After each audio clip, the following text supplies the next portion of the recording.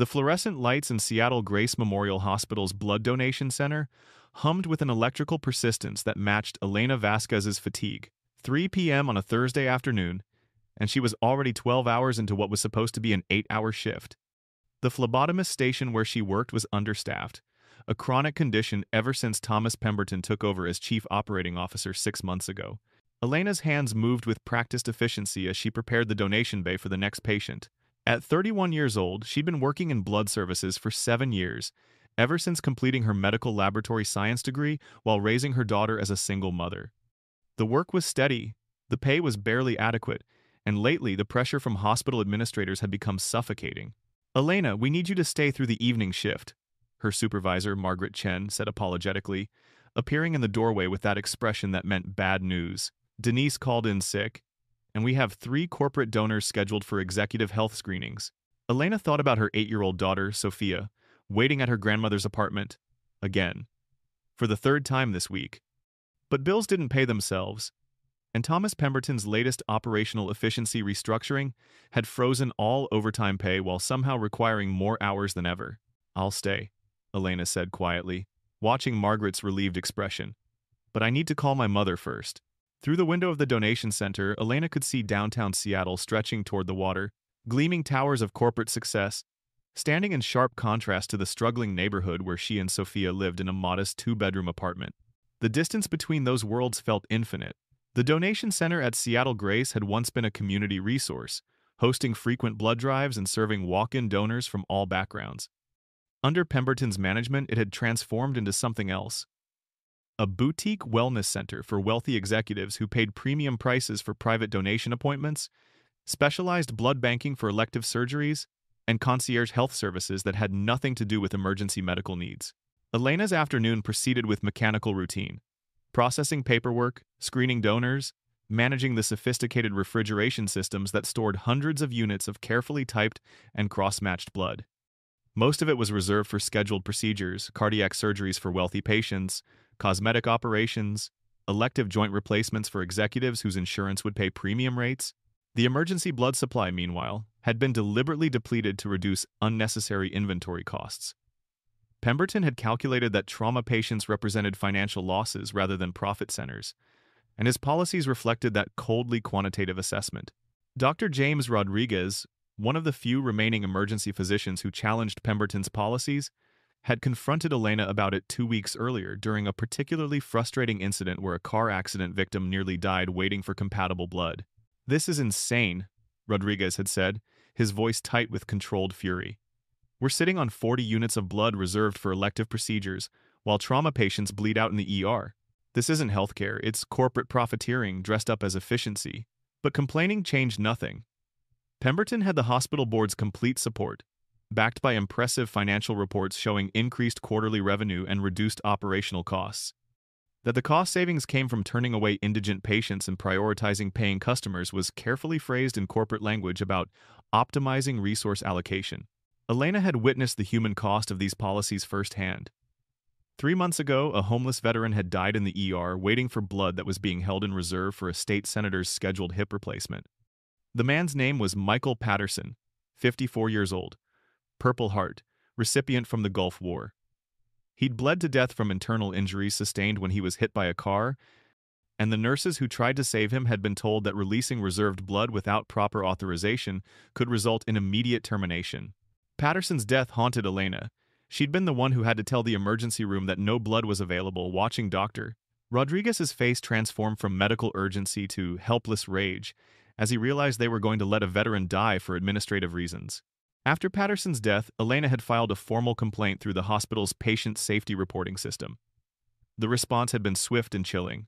A meeting with Pemberton's assistant, who explained that resource allocation decisions are made at the executive level based on comprehensive financial analysis, and that staff members who continue to question these policies may find their employment status under review. The threat was unmistakable.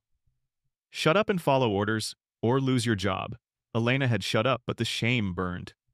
She'd become complicit in a system that valued money over lives, and the weight of that complicity grew heavier with each shift. The emergency room doors burst open with sudden violence at 4:47 p.m. "Trauma incoming," The shout carried from the ER through the corridors with urgent desperation. Marine down, massive blood loss, we need O negative immediately. Elena abandoned her current task and moved toward the emergency blood supply refrigerator. Her hands were already reaching for the O negative inventory when Margaret appeared beside her, face pale with stress. Stop, Margaret said, her voice barely above a whisper. Elena turned, confused. What? We can't release O negative for emergency cases without authorization from Pemberton's office. New policy as of Monday. All emergency blood releases require COO approval to ensure proper billing and documentation. A Marine is dying, we have O negative blood. What documentation matters more than that? Margaret's expression conveyed helpless frustration and institutional fear in equal measure. Elena, they'll fire us both. Pemberton made an example of David Martinez last month for releasing supplies without proper authorization. David has 3 kids and can't find work anywhere now. Pemberton blacklisted him throughout the Seattle medical network. Elena remembered David Martinez. He'd been a respiratory therapist, 15 years of experience, fired for giving an inhaler to an asthmatic child whose parents couldn't immediately pay the hospital's inflated emergency room fees. The termination had been brutal. Escorted out by security, accused of theft, blacklisted from working in any facility associated with Medicorp Holdings, the corporate entity that owned Seattle Grace and 17 other hospitals in the Pacific Northwest.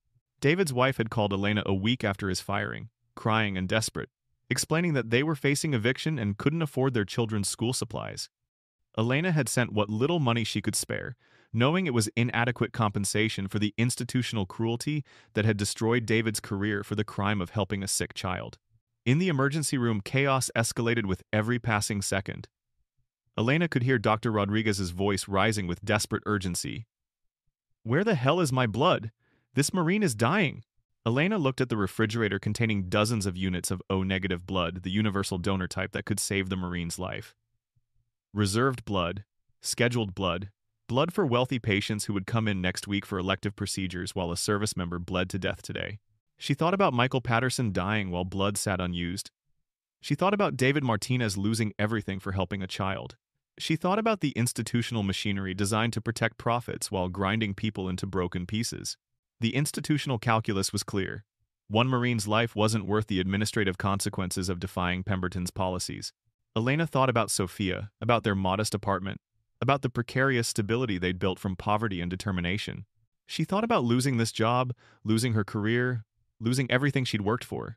Then she thought about someone's son dying in an emergency room while blood that could save him sat unused 30 feet away because a corporate administrator had decided emergency patients weren't profitable enough to matter. Call Pemberton's office, Elena said to Margaret. Try to get authorization. Margaret rushed to the phone while Elena moved to the emergency room entrance. Through the window, she could see the trauma bay. A young man in Marine dress uniform, 23 or 24 years old, skin the color of old paper, blood pooling beneath the gurney. Dr. Rodriguez was performing chest compressions while nurses struggled to establish vascular access. The Marine's mother stood against the far wall, held back by security, screaming her son's name in Spanish. Carlos! Carlos, mi hijo! Carlos's dog tags caught the harsh fluorescent light, bouncing against his chest with each compression.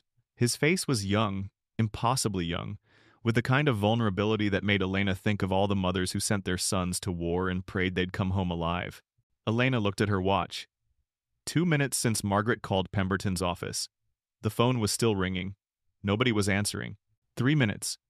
Carlos's vital signs were deteriorating rapidly on the monitors, numbers dropping toward death. Blood pressure 60/30 and falling. Heart rate irregular and weakening. Dr. Rodriguez shouted for medications, for more hands, for anything that might buy Carlos a few more minutes. But without blood, all the medical skill in the world couldn't save him.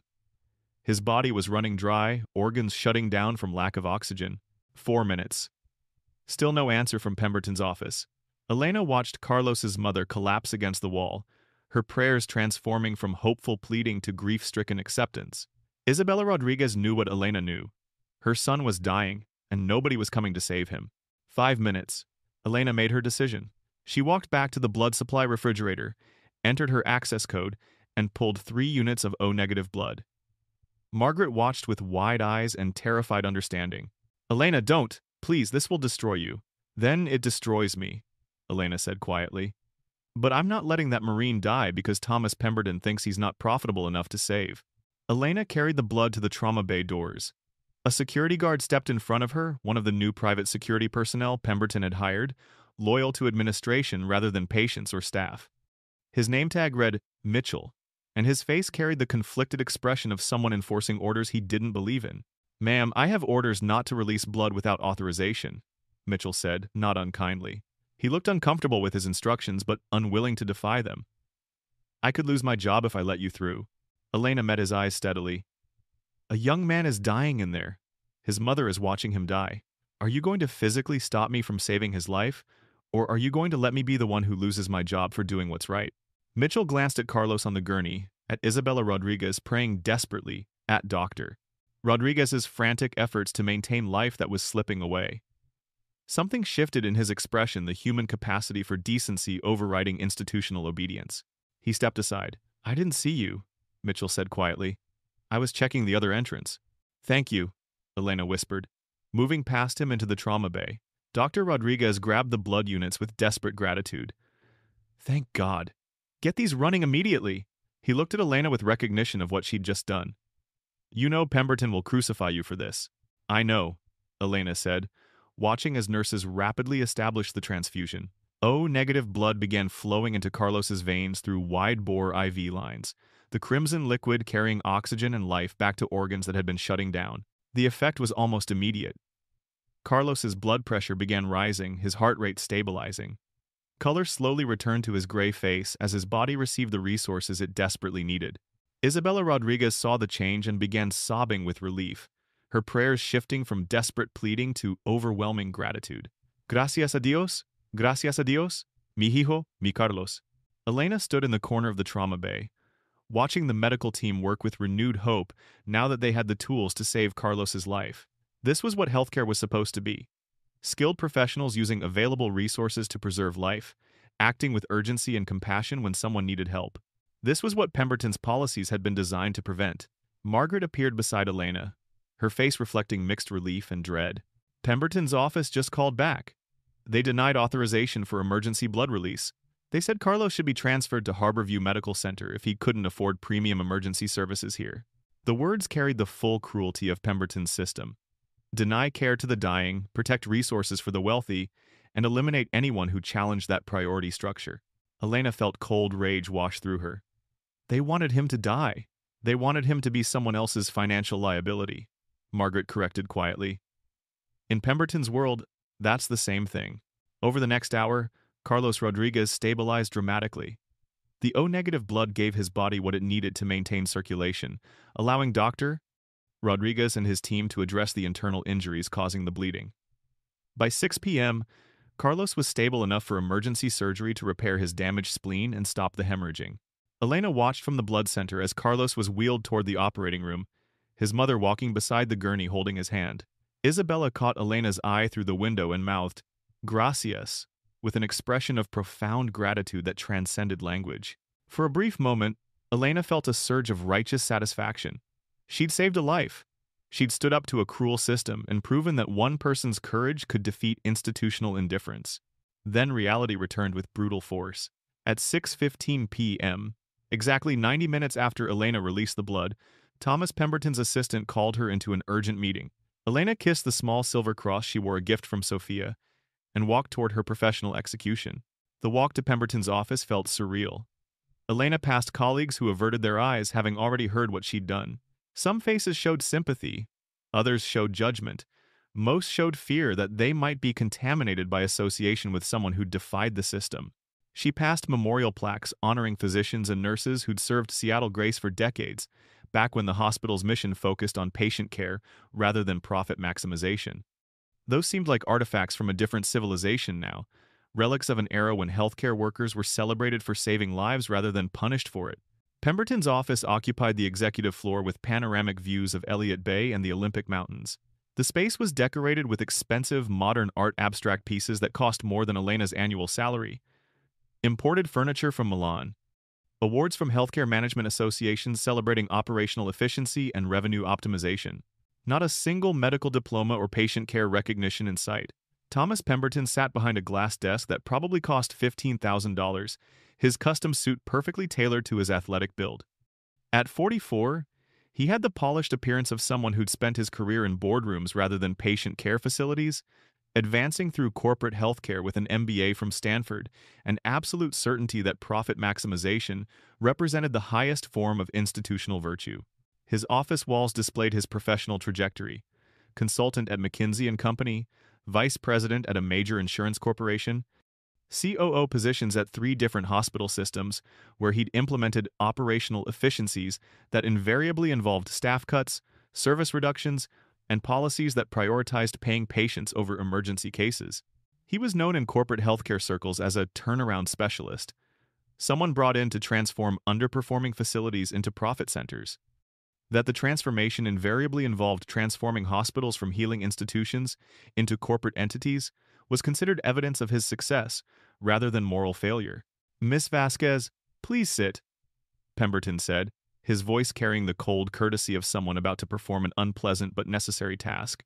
"I understand you released emergency blood supplies this afternoon without proper authorization." Elena sat, forcing herself to meet his eyes. She'd prepared for this moment during the walk to his office, rehearsing responses and steeling herself for what was coming. "A Marine was dying. We had compatible blood. I saved his life. You violated direct hospital policy requiring COO approval for all emergency blood releases. This policy exists to ensure proper billing, documentation, and resource allocation according to strategic operational priorities. That policy exists to prevent emergency patients from accessing resources you've reserved for wealthy clients," Elena said, her voice steady despite internal trembling. "You knew a Marine was dying, and you chose not to answer the authorization request because emergency patients aren't profitable." Pemberton's expression didn't change. He had the emotional range of someone reading quarterly financial reports, clinical interest unmarred by human empathy. "Miss Vasquez, I don't expect someone with your limited understanding of healthcare economics to comprehend the complex calculations required to maintain institutional sustainability. Charitable impulses don't pay hospital operating costs. Strategic resource allocation ensures we can continue serving the community by maintaining financial viability." By serving the community, you mean serving wealthy patients who can afford premium rates while letting everyone else die. I mean ensuring this hospital remains operational rather than bankrupt, from providing free services to people who can't or won't pay for the care they receive. Your emotionally motivated decision this afternoon represents exactly the kind of undisciplined thinking that destroys healthcare institutions. Elena leaned forward, anger overcoming fear. "Michael Patterson died 3 months ago because of your policies. A Gulf War veteran bled to death in our ER while we had blood available. That was your strategic resource allocation, letting a veteran die to protect inventory for a politician's elective surgery. Mr. Patterson's case was reviewed by our Quality Assurance Committee and found to be within acceptable parameters given his insurance status and the resources available at the time." Acceptable parameters? A man died. People die in hospitals every day, Miss Vasquez. Our responsibility is to ensure institutional sustainability so we can continue serving those patients we can effectively treat. Mr. Patterson's injuries were severe, his insurance was inadequate, and allocating premium resources to his case would have represented poor stewardship of limited supplies. The callousness was breathtaking. Pemberton spoke about human death the way someone might discuss inventory, shrinkage, or equipment depreciation, regrettable but acceptable losses in the pursuit of operational efficiency. Pemberton slid a document across the desk. "You're terminated, effective immediately. You violated policy, disregarded direct orders, and demonstrated flagrant insubordination. Security will escort you from the building. Your final paycheck will include payment for unused vacation time but not severance, which is forfeited due to cause-based termination." Elena looked at the termination letter, seeing her career and financial stability disappearing because she'd chosen to save a life. The document was comprehensive, filled with HR language about policy violations and procedural failures, transforming her heroism into bureaucratic misconduct. "What about Carlos Rodriguez?" Elena asked quietly. "Will you refuse to treat him now because I released the blood without your permission?" "Corporal Rodriguez will be transferred to Harborview Medical Center for continued care. His injuries are stabilized, making transfer medically appropriate. Since his insurance is through military health care, which pays at government rates rather than premium rates, transfer represents optimal resource allocation." The translation was clear. Carlos had been saved, but now that saving him wasn't profitable enough, he'd be sent elsewhere. The hospital would bill for the emergency services already provided, but wash its hands of ongoing responsibility. "You're a monster," Elena said quietly. You implement policies you know will kill people, and you feel nothing about it. Pemberton's expression finally showed emotion, mild annoyance, as if Elena had made a minor social gaffe. I'm a realist who ensures this hospital remains financially viable in a competitive healthcare market. Your romantic notions about medical altruism are charming but economically illiterate. Healthcare is a business, Miss Vasquez. Businesses that don't generate revenue don't survive. I make the difficult decisions that allow this institution to continue operating. You make decisions that kill patients to increase profit margins. I make decisions that keep hundreds of employees employed and ensure we can continue providing care to those patients whose treatment generates sustainable revenue. You saved one Marine today while potentially jeopardizing the institution that serves thousands of patients annually. That's emotional thinking, replacing strategic analysis. That Marine is someone's son. He has a name, Carlos Rodriguez. He has a mother who loves him. He served his country in Afghanistan. And you were willing to let him die because treating him wouldn't generate sustainable revenue. That's not strategic analysis. That's moral bankruptcy. Pemberton stood, signaling the conversation was over. Your moral indignation is noted and dismissed. Now please leave before I call security to remove you forcibly. And, Miss Vasquez, I'd suggest you carefully consider what you say publicly about this situation. We have excellent legal counsel prepared to respond aggressively to any defamatory statements about this institution or my leadership. The threat was unmistakable. Stay quiet about what you've seen or we'll destroy you even more thoroughly. Then don't tell anyone I saved someone's life? Elena asked bitterly. Don't mention that your policies would have killed Carlos Rodriguez? I'm saying that employment contracts include confidentiality clauses, and violating those clauses carries serious legal and financial consequences. I trust you understand the implications. Security appeared at the door right on schedule. Pemberton had planned the timing precisely. 2 guards, professional but not unkind, ready to escort Elena from the building with the efficient choreography of institutional expulsion. The walk to her locker was a gauntlet of humiliation. Colleagues she'd worked with for years avoided eye contact, either unwilling to be associated with her firing or genuinely believing she'd violated necessary policies. A few offered sympathetic glances, but sympathy without solidarity meant nothing. Only Dr. Rodriguez approached her, speaking quietly near the exit. What you did was right. Pemberton's policies are killing people. Thank you for having the courage to challenge them. My courage just cost me my career and my daughter's stability, Elena replied, feeling the reality settling like concrete in her chest. I don't know if I did the right thing or just destroyed everything for one moment of stubborn defiance. Carlos Rodriguez is alive because of you. That's not nothing. That's everything to his mother, everything to him, everything to everyone who loves him. Don't let Pemberton convince you that saving a life was wrong. But what happens to all the other people who'll die because I'm not here to break the rules for them? How many Michael Pattersons will die while I'm unemployed and blacklisted? Rodriguez's expression carried grief for a question with no good answer. Then we'll make sure everyone knows why you were fired. This story doesn't end with your termination. The truth has power, even when institutions try to suppress it. Elena wanted to believe him, but the weight of reality crushed optimism. She'd saved one life and lost her career. Pemberton would continue implementing deadly policies. Other healthcare workers would learn the lesson. Shut up, follow orders, let patients die, protect yourself. One act of courage wouldn't change a system designed to reward compliance and punish defiance. Elena walked to the employee parking lot in evening sunlight that felt surreal after the day's crisis. The normal world continued, cars driving past, people walking dogs, the distant sound of ferry horns from Puget Sound, while her personal world had collapsed into ruins. She sat in her 12-year-old Honda Civic and finally allowed herself to cry. Deep, wrenching sobs that carried the weight of fear about how she would provide for Sophia, rage at institutional cruelty, and grief for a career she'd loved and lost for doing the right thing. Her phone buzzed with a text from her mother. Sophia is asking when you're coming. She's worried about you. Elena wiped her eyes and started the car. She had to pick up her daughter and somehow explain that mommy had lost her job for saving someone's life. How do you tell an 8-year-old that doing right sometimes destroys everything you've built? The drive to her mother's apartment in Rainier Valley took 45 minutes through Seattle traffic. Elena used the time to practice her explanation, searching for words that would make sense to a child while not terrifying her about their suddenly uncertain future.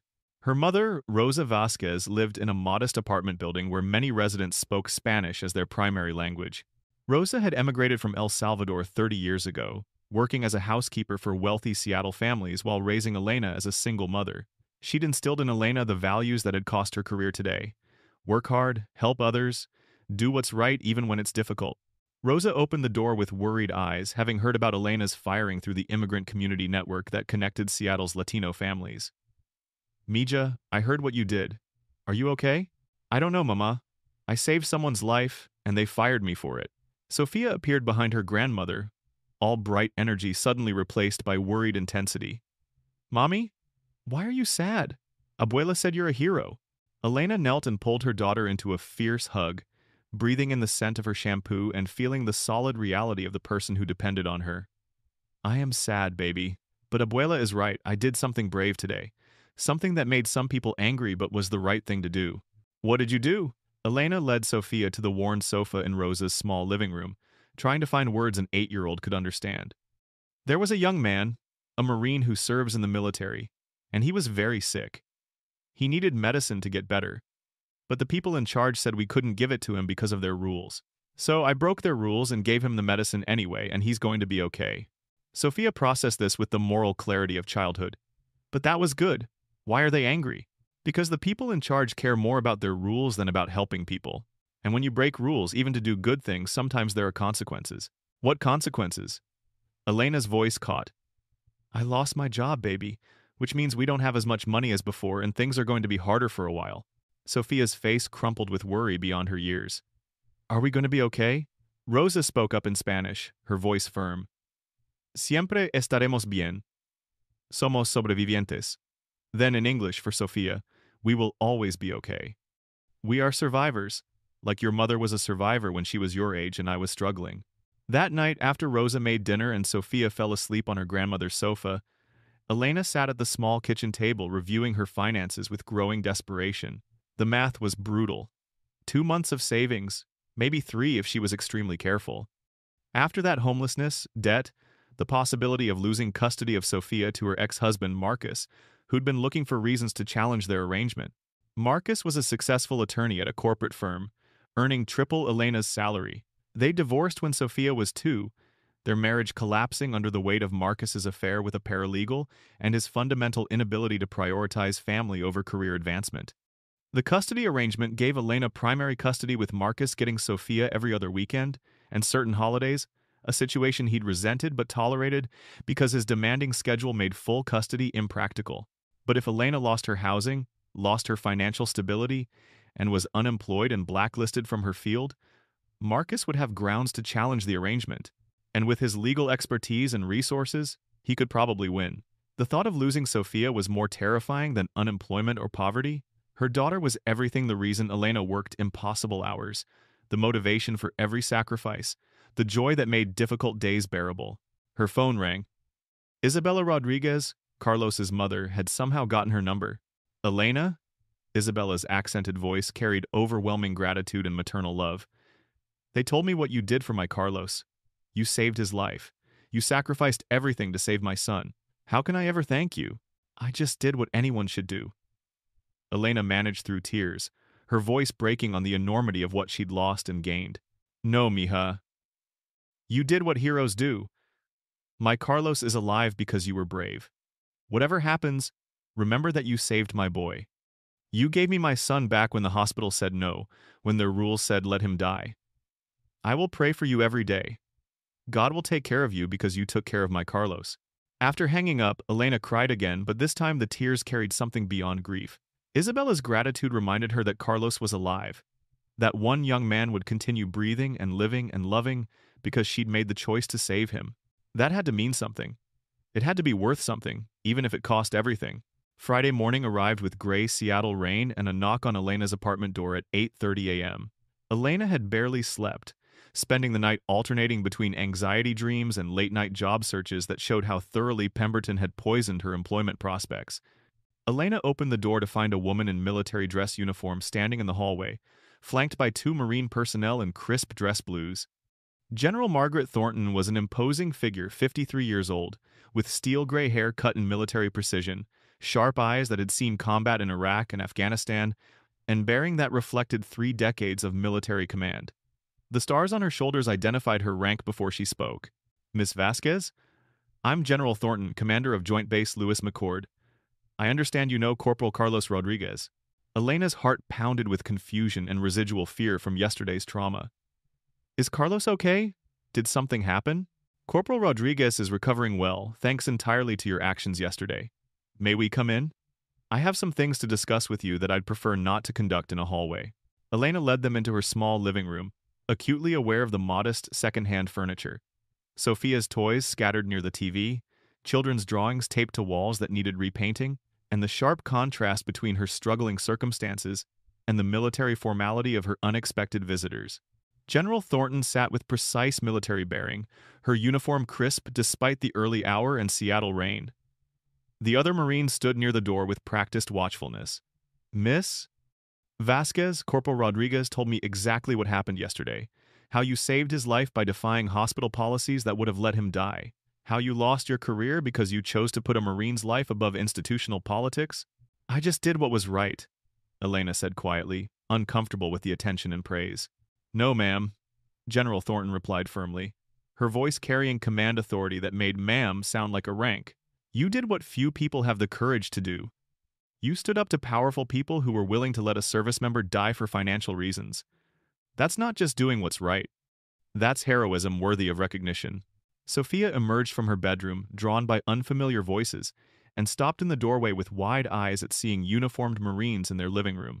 Her mouth formed a small O of amazement. Real Marines, in their apartment, talking to her mother. Mommy? Sophia's voice carried both curiosity and concern. Who are these people? These are friends of the man I helped yesterday, baby. Go get dressed for school. But Mommy, they're Marines, like the soldiers we learned about. General Thornton smiled the first break in her professional demeanor. That's right, young lady, we're Marines, and we're here because your mother is a hero. You should be very proud of her. Sophia beamed with pride and confusion before retreating to get dressed, shooting excited glances back at the uniformed visitors. After Sophia left, General Thornton continued with a frankness that surprised Elena. However, I've learned that your heroism came at enormous personal cost. You were fired, your career is destroyed, and you're facing financial devastation. The military community doesn't forget people who serve our own, Miss Vasquez. We take care of those who take care of us. I appreciate that, General, but I'm not sure what you can do. Thomas Pemberton has made sure I'll never work in healthcare again in Seattle. He's already blacklisted me throughout the Medicorp Holdings network, which owns 17 hospitals in the Pacific Northwest, and word spreads quickly in medical administration circles. I'm effectively unemployable in my field. General Thornton's expression hardened with controlled anger. Thomas Pemberton is about to discover that attacking someone who saved a Marine's life has consequences he didn't anticipate. I've already contacted our military legal affairs office, congressional liaisons, and public affairs officers. This story is going to be told, Miss. Vasquez and Pemberton's policies are going to face scrutiny they won't survive. She pulled out a document and handed it to Elena. But more immediately, this is a job offer from our military medical facilities at Joint Base Lewis McChord. We're offering you a civilian position in our Blood Services Department at 30% above your previous salary. Full federal benefits including comprehensive health insurance and retirement contributions, and protection from the kind of corporate retaliation you faced at Seattle Grace. Elena stared at the offer letter, unable to process the sudden reversal of fortune. The salary listed was more than she'd ever earned. The benefits package included things she'd only dreamed about: college savings programs, child care assistance, professional development funding. I don't understand. Why would you do this? You don't even know me. Because you saved one of my Marines when a civilian hospital was willing to let him die for profit. Because you sacrificed everything to do the right thing when most people would have chosen safety over courage. And because the military takes care of people who demonstrate that kind of character. You belong with us, Miss Vasquez. People who put others before themselves, who make hard choices when necessary, who understand that some things matter more than career security. Those are the kind of people we want in our community. The general stood to leave but paused at the door, pulling out another envelope. One more thing. Corporal Rodriguez asked me to give you this personally. She handed Elena a letter written in slightly unsteady handwriting on Marine Corps letterhead. Miss Vasquez, I'm alive because you were brave when everyone else chose to be safe. You lost everything to save a stranger. I don't know how to thank you for my life, except to promise that the Marine Corps never forgets its debts. You saved me when the hospital said let me die. You chose my life over your career. You're the kind of person we serve to protect someone who still believes doing right matters more than following orders. I'm alive today because of you. My mother has her son back because of you. Whatever happens, that's real. That matters. That's everything. Thank you for my life. Semper Fidelis, Corporal Carlos Rodriguez, USMC. Elena read the letter through tears, feeling something fundamental shift inside her. Yesterday, she'd lost everything. Today, she'd gained allies who understood honor, loyalty, and the debt owed to those who demonstrate courage. After General Thornton left, Elena sat holding the job offer and Carlos's letter, trying to process the impossible reversal. She called her mother, who cried with relief and pride. Then she woke Sophia and told her the news. Sophia, remember yesterday when I said things were going to be hard for a while? You lost your job because you saved someone, Sophia said with the direct clarity of childhood, already dressed in her school clothes. Abuela told me the hospital people were mean. That's right. But this morning something amazing happened. The Marines came to thank me, and they offered me a new job. A better job with better pay and better benefits. We're going to be okay, baby. Better than okay. Sophia hugged her fiercely, her small arms wrapped tight around Elena's waist. I knew you were a hero, Mommy. I told everyone at school that my mom saved a Marine's life. You told everyone? Abuela told me last night, and I was so proud. So, this morning I told Mrs. Henderson and all my friends that my mom is brave and saved someone, and that's why some bad people were mean to you. Elena held her daughter close, feeling the terror of the past 24 hours beginning to release its grip. She'd been right to save Carlos's life. General Thornton's support proved she wasn't alone. And now she had a path forward, a job, stability, and protection from Pemberton's retaliation. But she also knew that Pemberton wouldn't accept this quietly. Men like him didn't tolerate challenges to their authority, especially when those challenges embarrassed them publicly and attracted military attention to their policies. This wasn't over. It was just beginning. The warning came sooner than expected. At 2:30 p.m. that same Friday, Detective Sarah Kim from Seattle PD's fraud unit called Elena's cell phone, requesting an immediate interview about irregularities in blood supply documentation and potential theft of medical supplies.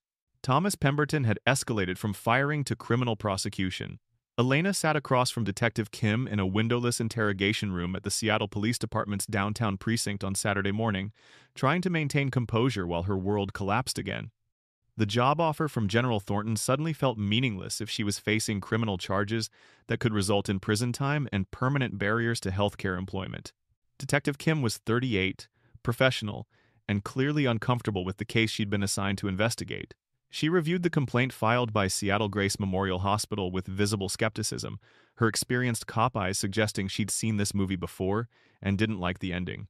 Miss Vasquez, the hospital is alleging that you stole 3 units of O-negative blood valued at $1,500, released medical supplies without proper authorization in violation of state medical regulations, and falsified documentation to cover up your actions. They're requesting prosecution for theft of medical property, violation of healthcare regulations, and fraud in medical documentation. Elena forced her voice to remain steady, channeling her fear into the controlled tone of someone stating facts. I saved a Marine's life using blood that was sitting unused in our refrigerator while he was dying 30 feet away. The hospital had blood available but refused to release it because the Marine wasn't profitable enough to matter to their corporate policies.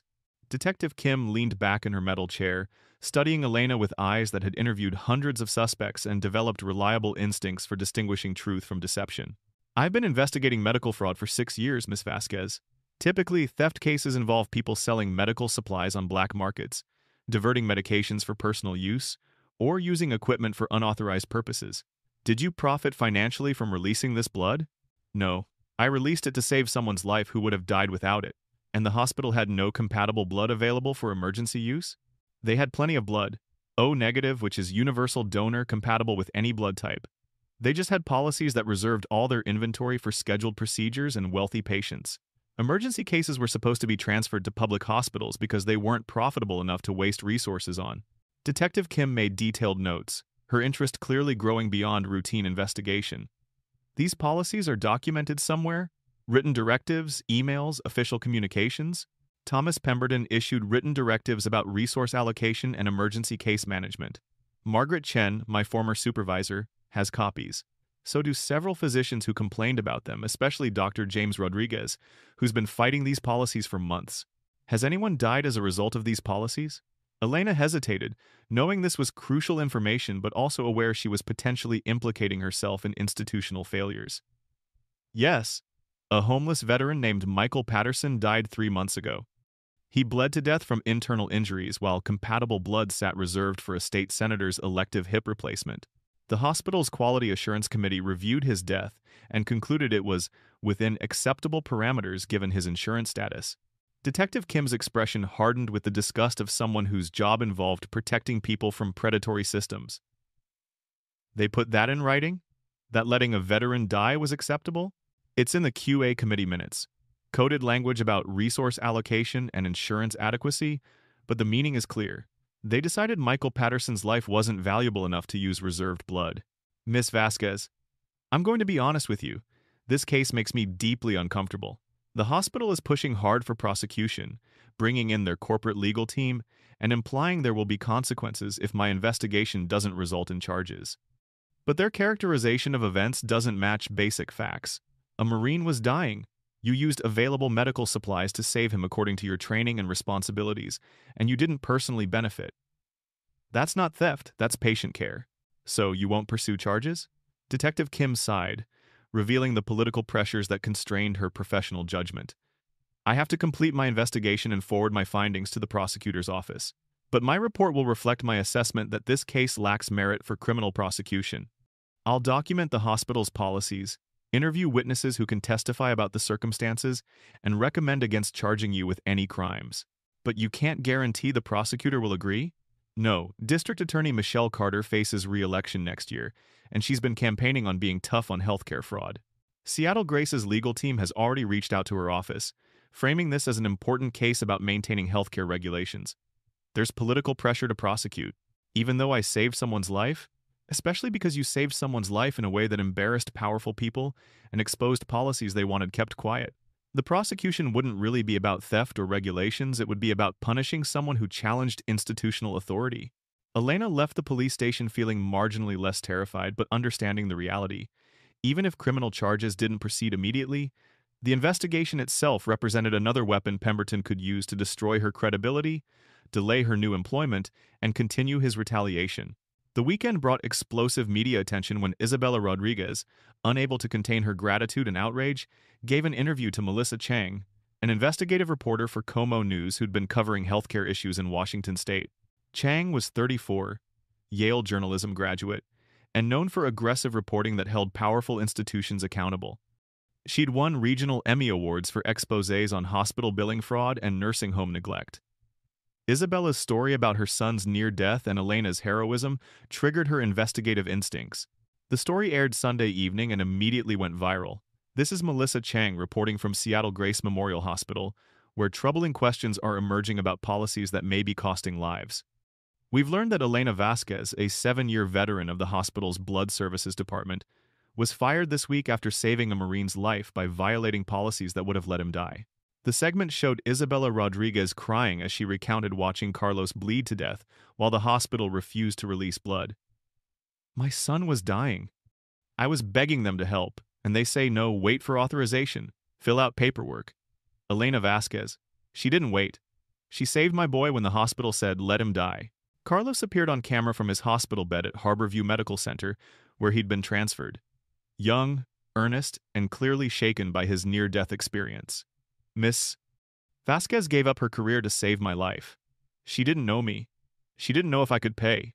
She just knew I was dying and she could help. Now they want to destroy her for that? That's not the America I served 2 tours defending. The story included hospital footage showing Pemberton's expensive office renovation and executive perks contrasted with understaffed emergency rooms and depleted supplies. Chang had done her homework, obtaining internal documents through a whistleblower that showed Pemberton's compensation had increased 43%, while nursing staff was cut by 28%.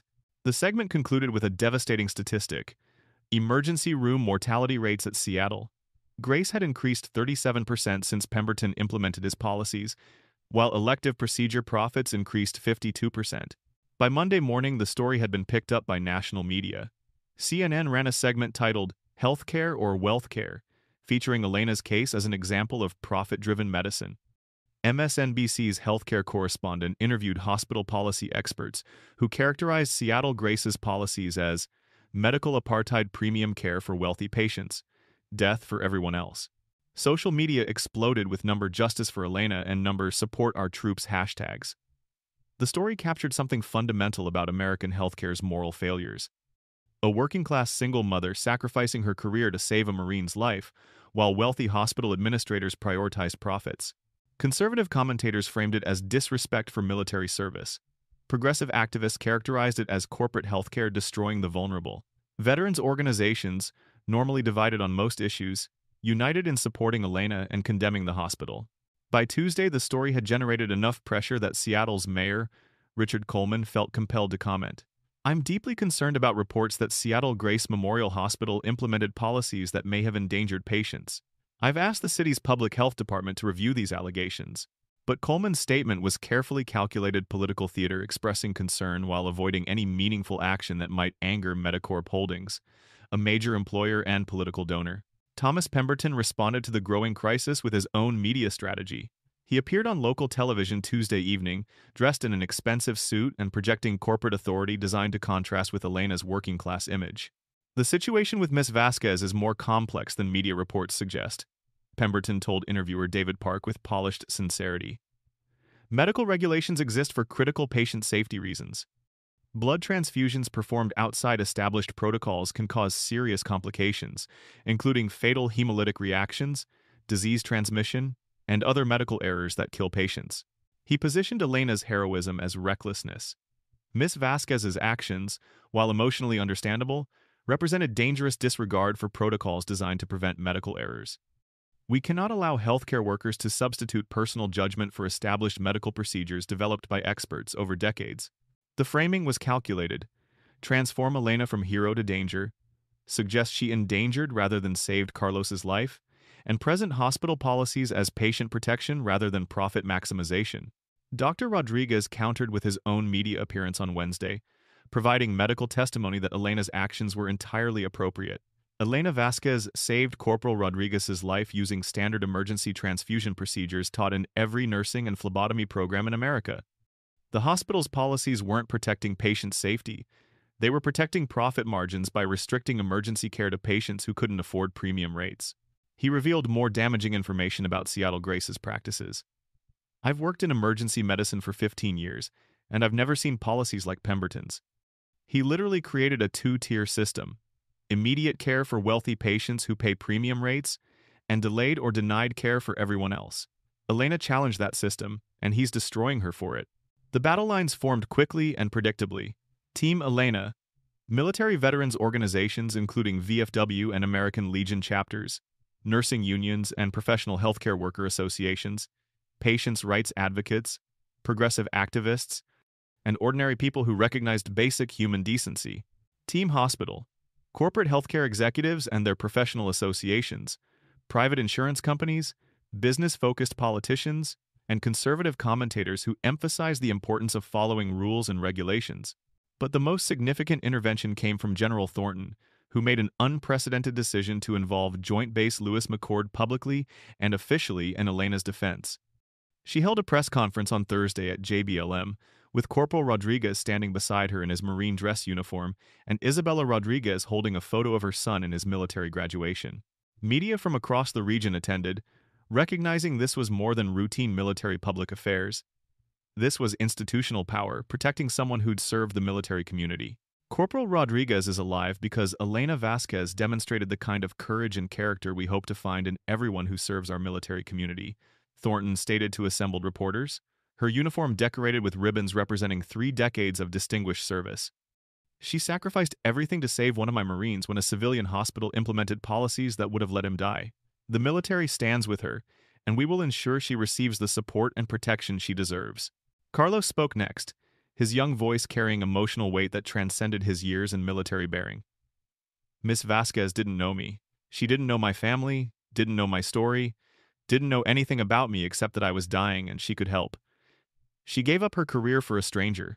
In the Marines, we call that honor. We call that courage. That's the kind of person America should celebrate, not prosecute. Isabella Rodriguez's testimony in heavily accented English somehow carried more power than any polished corporate statement. My son is alive. Elena, save my Carlos when the hospitals say no, when their rules say let him die. She is an angel who God sent to save my boy. They want to destroy her for saving a life. This is not right. This is not justice. This is not America. We came to this country believing America protected heroes, not punished them. The press conference generated massive national attention and put political pressure on Seattle officials and prosecutors who might otherwise have pursued charges against Elena. The public response was overwhelming. Donations poured into a GoFundMe campaign that local veterans organized, raising over $80,000 in 3 days. National nursing organizations released statements supporting Elena and condemning Seattle Grace's policies. Congressional representatives from Washington state called for federal investigation into hospital practices. Representative Patricia Williams, a Democrat from Seattle's 7th Congressional District, announced hearings on healthcare worker protection. When nurses face prosecution for saving lives, something is fundamentally broken in our healthcare system. Elena Vasquez's case demands federal examination of policies that prioritize corporate profits over patient welfare. Senator Michael Chen, a moderate Republican from Eastern Washington, surprised many by also supporting Elena. I'm generally skeptical of government intervention in healthcare management, but this case reveals that current regulatory frameworks are inadequate to protect patients and healthcare workers from corporate administrators who implement deadly policies. We need comprehensive reform. The bipartisan support reflected how Elena's story transcended usual political divisions. It was fundamentally about institutional power versus individual courage, corporate priorities versus human decency. But Thomas Pemberton's institutional response escalated in proportion to public support for Elena. On Friday, exactly 1 week after Elena saved Carlos's life, Seattle Grace Memorial Hospital filed a massive civil lawsuit seeking $500,000 in damages for breach of employment contract, violation of confidentiality agreements, reputational harm to Seattle Grace Memorial Hospital, defamation through public statements, and intentional interference with business operations.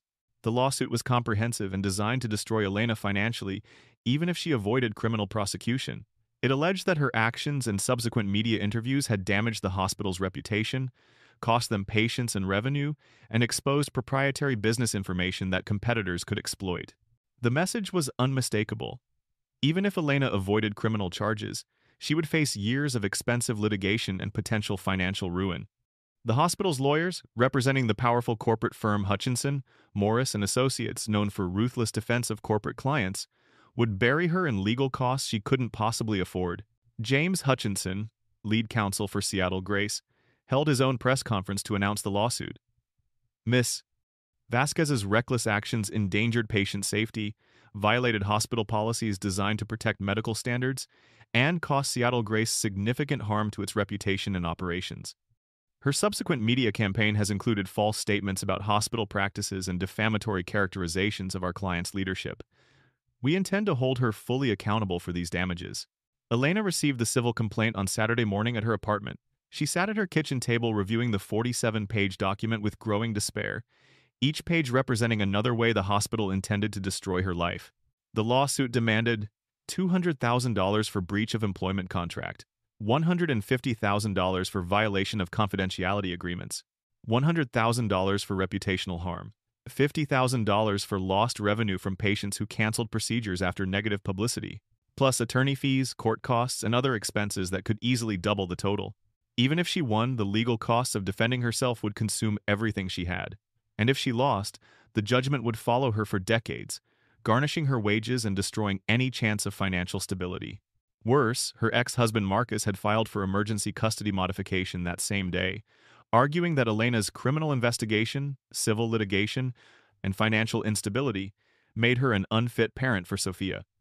His motion included declarations from a psychologist he'd hired, who suggested that Sophia was being exposed to inappropriate stress and instability in Elena's care. Marcus was seizing the opportunity to take Sophia away while Elena was vulnerable and under attack. The system was designed to destroy her. Even innocence didn't protect against people with money, power, and institutional resources, determined to make examples of those who challenged them. Elena called her mother, whose advice was characteristically blunt. Mija, they think they can break you because you're poor and alone. But you have something they don't. You have truth, you have courage, and you have people who love you. Don't give up. We will fight.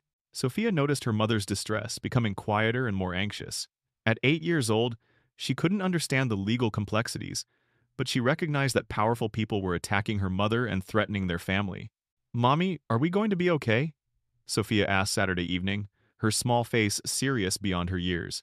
Elena pulled her daughter close, trying to find honest reassurance that wouldn't terrify her. I don't know yet, baby. But I promise we'll fight as hard as we can to stay together and be safe. And no matter what happens, you need to know that saving that Marine's life was the right thing to do. But if it was right, why are they being so mean? How do you explain institutional cruelty to a child? How do you make sense of a system that punishes heroism and rewards compliance? Sometimes powerful people don't like it when regular people show that their rules are wrong. They get angry and try to hurt those people to make sure nobody else stands up to them. That's not fair. No, baby, it's not fair. But we don't always get to choose between fair and unfair. We only get to choose between right and wrong, and I chose right. That night, Elena lay awake, calculating the impossibility of her situation. She faced a criminal investigation, civil litigation seeking $500,000, and a custody battle against her wealthy ex-husband. The military job offer at JBLM provided some financial stability but couldn't protect her from legal destruction or the loss of her daughter. The truth that Dr. Rodriguez had promised would be powerful felt inadequate against institutional machinery designed to crush individual resistance. Sunday brought another unexpected visitor that would change everything. An attorney named Rebecca Morrison from the ACLU's Seattle office. Morrison arrived at Elena's apartment Sunday afternoon, introduced by a mutual contact who'd read about the case and recognized it as exactly the kind of institutional abuse the ACLU existed to fight.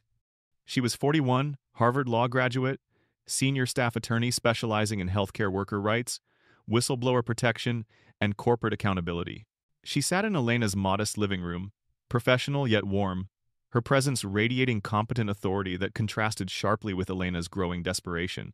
Miss Vasquez, I've been following your case with great interest since the story broke.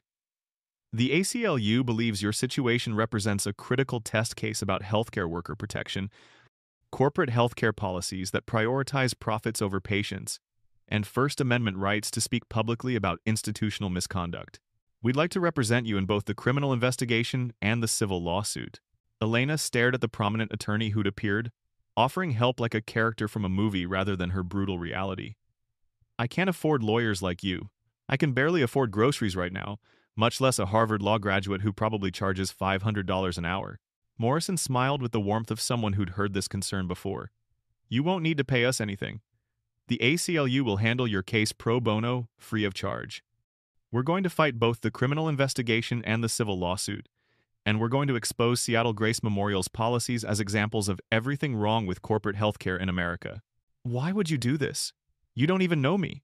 Because your case represents something larger than your individual circumstances. If we let powerful institutions destroy people for doing the right thing, we send a message to every healthcare worker in America. Keep quiet, follow orders, let patients die rather than challenge corporate policies. That's not the healthcare system we want, and it's not the country we want to live in. Morrison pulled out a legal pad and began outlining her strategy with the confidence of someone who'd won similar battles before.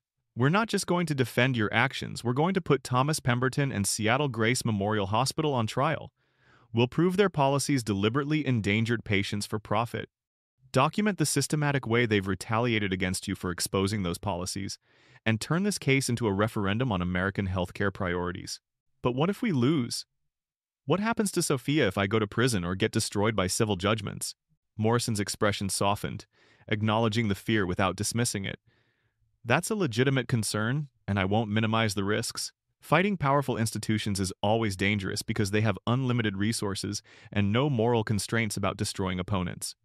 But I've reviewed the facts of your case extensively, and I'm confident we can win. More importantly, if we don't fight back, we guarantee they win by default. She leaned forward, her voice carrying conviction born from experience. Elena, you made a choice to save Carlos Rodriguez's life, knowing it would destroy your career. That took incredible courage. Now I'm asking you to make another brave choice to fight back against the people trying to destroy you for doing right.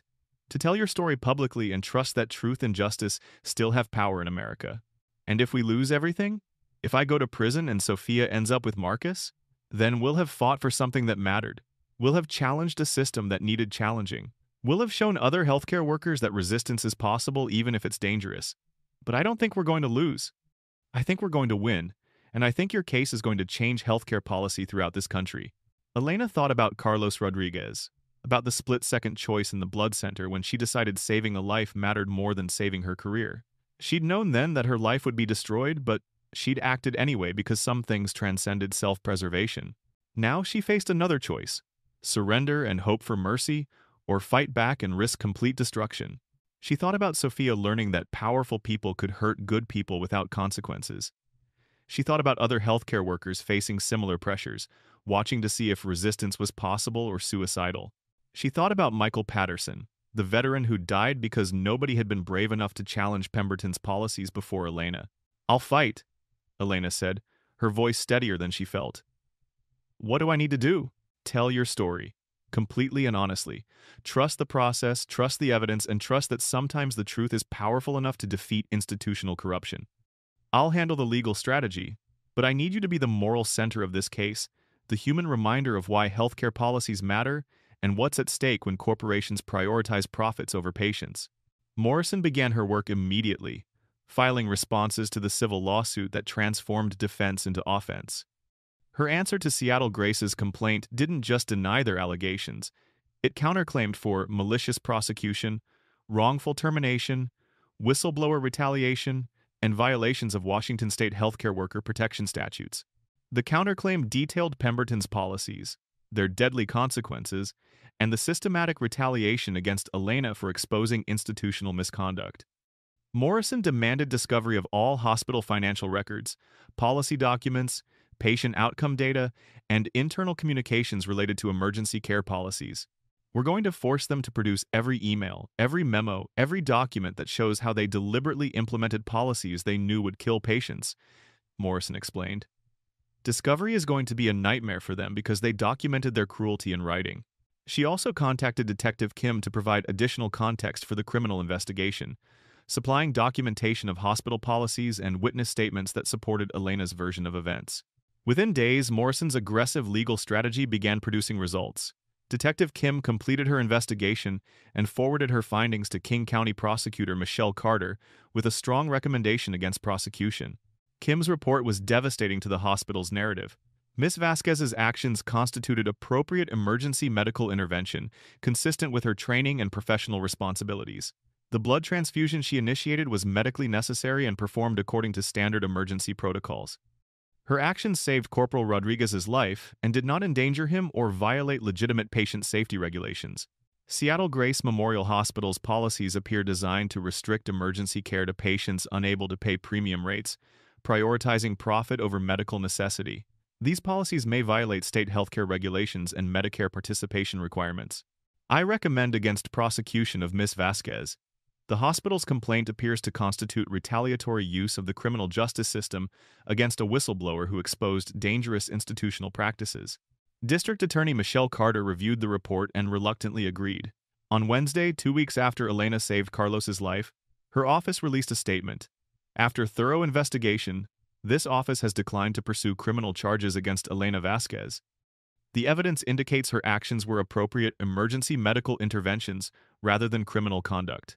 The decision enraged Thomas Pemberton, who'd been confident that criminal charges would destroy Elena's credibility and force her into accepting a punitive settlement. His corporate attorneys immediately issued a statement criticizing the prosecutor's decision and promising aggressive pursuit of civil litigation. But the criminal investigation's collapse legitimized Elena's actions and undermined the hospital's narrative that she'd acted recklessly and endangered patients. Morrison immediately used the prosecutor's decision as ammunition in the civil case, filing motions, arguing that Seattle Grace's lawsuit constituted malicious prosecution and abuse of process designed to punish a whistleblower for exposing dangerous corporate policies. The legal battle would continue for months, but the momentum had shifted dramatically. Elena wasn't just defending herself anymore, she was fighting back with institutional support, legal expertise, and growing public sympathy.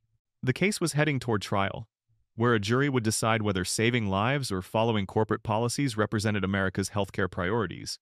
3 months after Elena saved Carlos Rodriguez's life, the civil trial was scheduled to begin in King County Superior Court. The intervening months had transformed Elena's case from a local employment dispute into a national symbol of healthcare worker advocacy versus corporate power. Rebecca Morrison's discovery process had been devastatingly effective, producing thousands of documents that painted a comprehensive picture of institutional indifference to patient welfare. What emerged was worse than anyone had imagined. Internal emails showed Thomas Pemberton had deliberately implemented policies he knew would increase emergency department mortality rates. In one particularly damning message to the hospital's CFO, Pemberton wrote, "Emergency cases generate 47% lower revenue per bed day than scheduled procedures. We need to discourage ER utilization by indigent and underinsured populations. Acceptable mortality increases of 20–30% are justifiable if they improve revenue optimization." Another email chain revealed Pemberton had actually celebrated reducing emergency blood inventory. "Our blood banking costs decreased 32% this quarter by restricting emergency access and prioritizing profitable scheduled procedures. This represents smart resource management." Morrison discovered that Seattle Grace had secret agreements with several wealthy corporations, guaranteeing their executives priority access to blood supplies, organs for transplant, and ICU beds regardless of medical necessity. Companies paid substantial annual fees for these VIP healthcare guarantees, creating a two-tier medical system where money bought not just better care but life itself, while others died waiting. Most devastating was evidence that hospital administrators knew their policies were killing people. Quality assurance reports documented 17 preventable deaths in emergency cases over 2 years. Patients like Michael Patterson who died because policies restricted their access to available medical resources. Each death had been reviewed and classified as acceptable variance in patient outcomes corporate language, meaning that killing poor patients to increase profit margins was within tolerable parameters. Morrison also identified other healthcare workers who'd been retaliated against for challenging Pemberton's policies. Dr. James Rodriguez had received negative performance reviews after complaining about emergency care restrictions. 3 nurses had been fired or forced to resign after questioning blood allocation policies. A respiratory therapist had been terminated for providing emergency medication without proper authorization. The pattern was clear. Seattle Grace Memorial Hospital had systematically silenced dissent and destroyed anyone who prioritized patient care over profit margins. "This isn't just about you," Morrison explained to Elena during one of their preparation sessions. "This is about an entire system designed to crush healthcare workers who challenge corporate priorities. Your case gives us the platform to expose that system and demand change." The trial would require Elena to testify about her actions, motivations, and the institutional pressures she'd faced. Morrison prepared her carefully, knowing that Elena's testimony would be the emotional and moral center of their case. "The jury needs to see you as a real person who made an impossible choice," Morrison explained.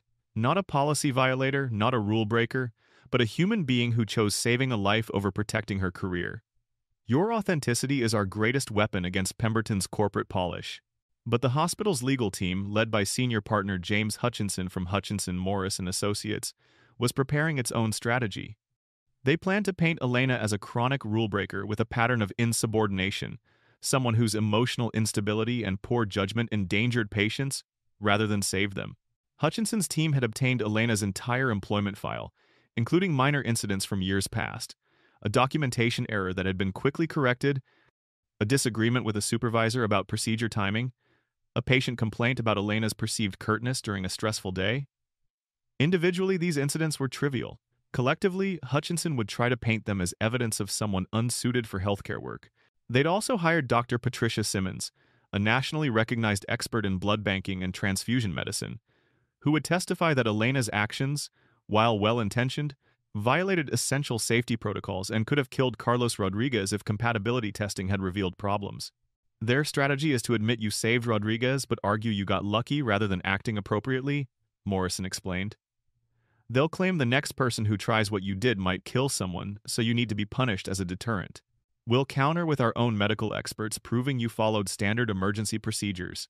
Morrison had recruited Dr. Michael Torres, former chief of emergency medicine at Johns Hopkins and author of the standard trauma care textbook used in medical schools nationwide. Torres had reviewed Elena's actions and concluded they were entirely appropriate emergency interventions, consistent with established medical practice. The trial would ultimately come down to competing narratives. Was Elena a hero who saved a life by challenging unjust policies, or a reckless employee who endangered patients through emotional decision-making? Would the jury prioritize institutional order or individual moral courage? As the trial date approached, public interest intensified. National media planned extensive coverage. Veterans organizations organized daily vigils outside the courthouse. Nursing unions coordinated protests demanding healthcare worker protection. General Thornton promised that multiple Marines, including Carlos Rodriguez, would attend every day of the trial in dress uniform, a visible reminder of the life Elena had saved and the military community supporting her. Elena's ex-husband Marcus had temporarily withdrawn his custody motion, recognizing that pursuing it during the trial would look terrible publicly. But he made clear through his attorney that he would resume the challenge if Elena lost the civil case. Sophia remained Elena's greatest source of strength and deepest vulnerability. At 9 years old now, she understood more about her mother's situation than Elena wished. She'd heard classmates' parents discussing the case, had seen her mother on television, and carried the burden of knowing powerful people wanted to hurt someone she loved. "Mommy, what happens if you lose?" Sophia asked the night before trial began. Elena held her daughter close, breathing in her presence. "Then we'll deal with whatever comes. But I want you to understand something important, baby. I didn't do anything wrong. I saved someone's life. If the court says that was wrong, then the court is wrong, not me. And you should never doubt that your mother did the right thing." "I know you did," Sophia said with the moral clarity only children possess. "The hospital people are bad, and you're good. It's more complicated than that, but yes, at its core, that's true. Remember that if things get hard." Monday morning arrived cold and clear. Elena wore her best professional outfit, a navy suit her mother had helped her buy for the trial. Modest but dignified. She met Morrison at the courthouse entrance, where hundreds of supporters had gathered alongside media crews from across the country. Carlos Rodriguez stood at the front of the crowd in his Marine dress uniform, flanked by 6 other Marines in a show of institutional solidarity. When he saw Elena, he snapped to attention and saluted a gesture of respect that brought tears to her eyes. "Miss Vasquez!" reporters shouted, surrounding her with microphones and cameras. "How do you feel about the trial? What do you want people to know? Are you worried about losing?" Morrison guided Elena through the crowd, offering only a brief statement.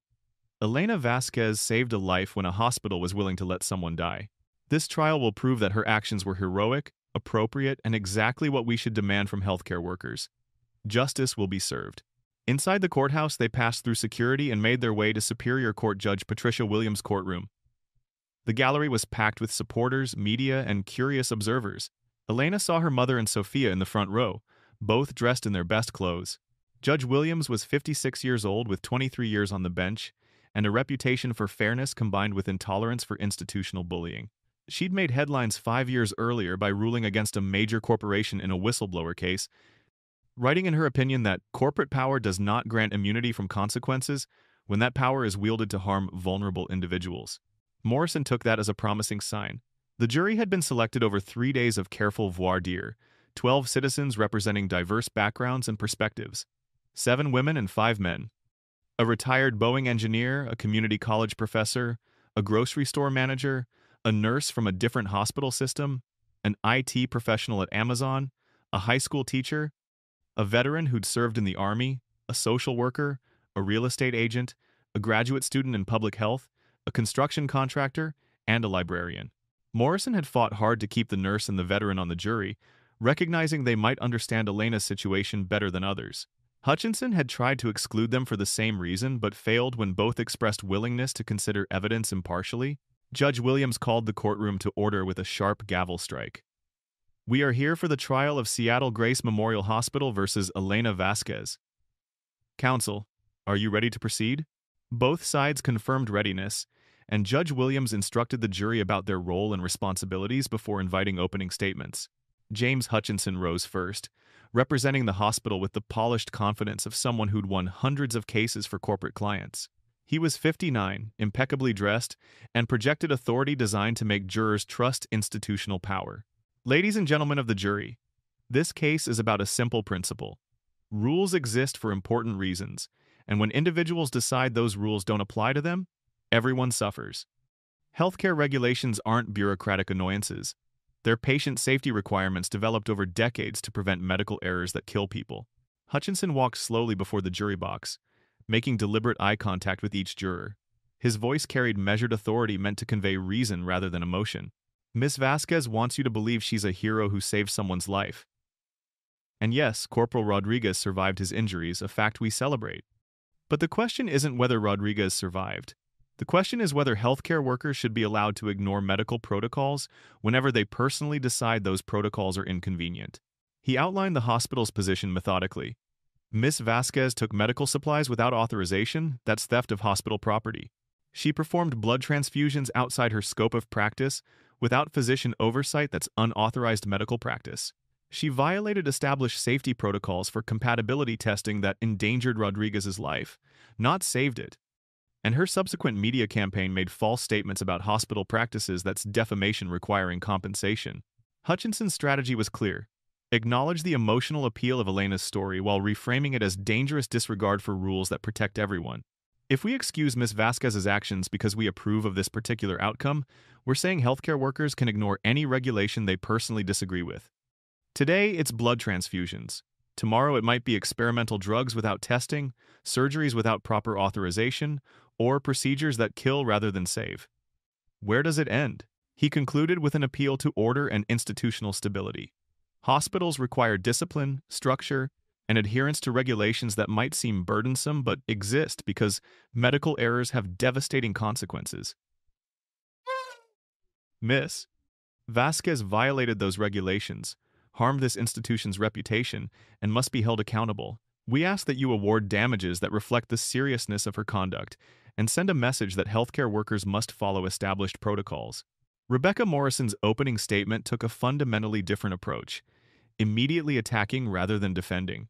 Mr. Hutchinson just told you this case is about following rules. He's wrong. This case is about a healthcare system so morally bankrupt that saving lives becomes a criminal act. And the corporations profiting from that system want to destroy anyone who exposes how their rules are designed to let poor people die. Morrison moved with passionate energy, her voice carrying controlled outrage rather than corporate detachment. She pointed directly at Thomas Pemberton, who sat at the plaintiff's table in an expensive suit. That man implemented policies he knew would kill patients, not accidentally, not through incompetence, through deliberate calculation that patient deaths were acceptable costs of increasing profit margins. Elena Vasquez exposed those policies by saving Corporal Rodriguez's life when Pemberton's system said, "Let him die." Now he wants to destroy her with a $500,000 lawsuit to ensure no other healthcare worker dares challenge his authority. She methodically dismantled the hospital's narrative. Theft? Elena used blood that was sitting unused while someone died 30 feet away. The only theft here was Pemberton stealing Carlos Rodriguez's chance to live. Unauthorized practice? Elena performed emergency procedures. She was trained to perform procedures taught in every phlebotomy program in America. Defamation? Everything Elena said about this hospital's policies was true, and we're going to prove it with their own documents. Morrison's voice rose with moral authority. Let's talk about the rules Mr. Hutchinson wants you to protect. These rules said that a Marine who'd served 2 tours in Afghanistan wasn't worth using blood that was being saved for a politician's elective surgery. These rules calculated that letting poor patients die was acceptable if it increased quarterly profits. These rules fired nurses who helped sick children and destroyed careers of anyone who challenged institutional cruelty. She turned to face the jury directly. Elena Vasquez saved Corporal Rodriguez's life. She sacrificed her career knowing exactly what would happen. She chose compassion over compliance, patience over policies, doing right over staying safe. If that's wrong, if saving lives violates rules you think should be protected, then convict her and send her to financial ruin. But if you believe healthcare should prioritize patients over profits, if you think courage deserves celebration rather than destruction, then you'll reject this lawsuit and send a message that, in America, doing the right thing still matters. Morrison concluded with a direct challenge. This trial will prove that Seattle Grace Memorial Hospital deliberately implemented policies designed to deny care to patients who couldn't pay premium rates. You'll see emails where Pemberton celebrated reducing emergency care access. You'll read quality assurance reports documenting preventable deaths they classified as acceptable variants. You'll hear from patients and families who suffered while administrators profited. And you'll have to decide, do we live in a country where corporations can kill people for profit and then destroy anyone who objects? Your verdict will answer that question for all of America. The opening statement set the starkly contrasting frameworks: order versus justice, institutional stability versus individual conscience, following rules versus saving lives. Judge Williams called a brief recess before testimony would begin, giving Elena a moment to absorb the magnitude of what was starting. Morrison squeezed her hand reassuringly. "You did great. Now we prove everything I just promised them." The hospital's first witness was Thomas Pemberton himself, a calculated risk by Hutchinson that his client could withstand cross-examination while establishing institutional authority and explaining policies in seemingly reasonable terms. Pemberton took the stand with corporate confidence, dressed impeccably and projecting competent leadership. Under Hutchinson's friendly examination, he explained his background, qualifications, and responsibilities at Seattle Grace. "Mr. Pemberton, can you describe the challenges facing modern hospitals?" Hutchinson asked, setting up the institutional justification narrative. "Certainly. Healthcare costs in America have increased dramatically over recent decades. Hospitals face enormous pressure to provide quality care while managing expenses that can easily exceed revenues. My role involves making strategic decisions about resource allocation to ensure Seattle Grace remains financially viable so we can continue serving the community. And these decisions sometimes involve difficult choices about resource utilization?" "Absolutely. We have finite resources, blood supplies, medications, equipment, staff, and unlimited demands for care. Strategic allocation means ensuring resources are used where they provide maximum medical benefit and institutional sustainability." Hutchinson led Pemberton through explanations of blood banking protocols, emergency department policies, and the authorization procedures Elena had violated. Presented in corporate language without emotional context, the policies sounded almost reasonable, protecting patient safety through proper oversight and documentation. "Mr. Pemberton, what are the potential dangers when healthcare workers perform procedures outside established protocols?" "Enormous dangers. Improper blood transfusions can cause fatal hemolytic reactions, disease transmission, and other complications that kill patients. These protocols exist because medical errors have devastating consequences. When individuals decide rules don't apply to them, patients can die." "What about Ms. Vasquez's characterization of your policies as prioritizing profits over patients?" Pemberton's expression showed calculated offense. "That characterization is not only false but deeply offensive to everyone who works at Seattle Grace. Our policies balance patient care with institutional sustainability. Without financial viability, we can't serve anyone. Strategic resource allocation ensures we continue operating rather than bankrupting ourselves, providing free care to every person who walks through our doors." Hutchinson had established Pemberton's position clearly: difficult but necessary decisions made by qualified administrators to protect patients and institutional survival. But then came Rebecca Morrison's cross-examination, and the facade began crumbling. Morrison approached the witness stand with documents in hand and an expression that promised destruction. "Mr. Pemberton, you testified that your policies balance patient care with sustainability. Let's examine that balance." She displayed an email on the courtroom screens, one of many damning documents her discovery had produced. "This is your email to the CFO dated 8 months ago. Can you read the highlighted portion to the jury?"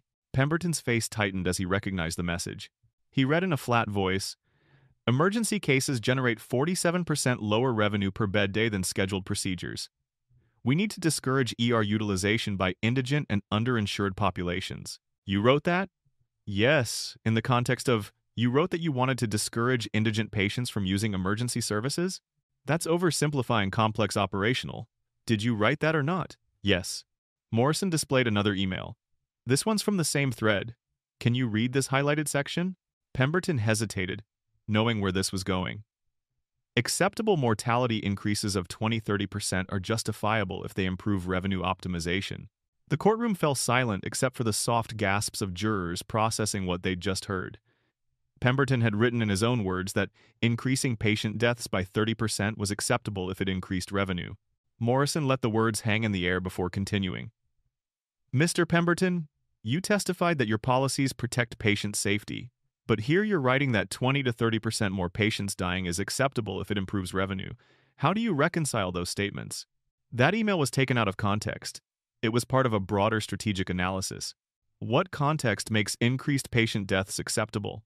Hutchinson objected. "Argumentative, Your Honor." "Overruled," Judge Williams said firmly. "The witness will answer." Pemberton struggled to find language that softened his words. "Healthcare administration involves complex calculations. Sometimes outcomes that seem negative must be accepted as part of overall strategic. So, yes, you think increased patient deaths are acceptable if they improve revenue?" "That's not what I said." "But it is what you wrote. Acceptable mortality increases your words if they improve revenue optimization. Correct?" The email was internal shorthand for. Morrison cut him off by displaying another document. "Let's look at actual mortality rates. This is Seattle Grace's emergency department data for the 2 years before your policies were implemented and the 2 years after." Can you tell the jury what happened to emergency patient mortality after you implemented your revenue optimization policies? Pemberton looked at the chart showing a 34% increase in emergency department deaths. There are many factors that influence mortality statistics. Did emergency room deaths increase or decrease after your policies? They increased, but by how much? The chart shows 34%, but that doesn't account for 34% more emergency patients died after you implemented policies designed to discourage indigent patients from using emergency services. That's the truth, isn't it? Correlation doesn't prove. Mr. Pemberton, yes or no? Did you write that acceptable mortality increases were justifiable for revenue optimization? Yes, but and did emergency patient mortality increase 34% after your policies were implemented? Yes, but thank you, no further questions. Morrison returned to her table, leaving Pemberton damaged and exposed. The jury had seen behind the corporate language to the calculating cruelty underneath a man who'd literally calculated that killing patients was acceptable if it increased hospital revenue. Hutchinson tried to rehabilitate his client on redirect, having Pemberton explain that the emails were internal discussions using regrettable shorthand and that actual patient care remained his priority. But the damage was done. The jury had heard Pemberton's own words, and no amount of corporate spin could erase them. The trial's first day ended with Morrison having transformed Seattle Grace's CEO from sympathetic administrator into the face of corporate healthcare's deadly priorities. That evening, media coverage focused entirely on Pemberton's emails. Cable news played the courtroom footage repeatedly, showing Morrison forcing him to read his own words about acceptable patient deaths. "This is what corporate healthcare looks like," MSNBC's healthcare correspondent declared. Administrators literally calculating how many poor people they can let die to increase quarterly profits. Even conservative commentators struggle to defend Pemberton. "I generally support business freedom and oppose regulation," a Fox Business host acknowledged. "But explicitly accepting increased mortality for revenue? That's indefensible." Elena watched the coverage from her apartment, feeling vindicated but also horrified. Pemberton's emails confirmed what she'd known but hadn't wanted to believe. The system wasn't failing accidentally. It was designed to kill poor patients for profit. Tuesday brought the hospital's medical expert, Dr. Patricia Simmons, a distinguished professor of transfusion medicine from Columbia University. Hutchinson needed to recover from Pemberton's disastrous testimony by refocusing on technical medical issues where Elena's actions could seem reckless rather than heroic.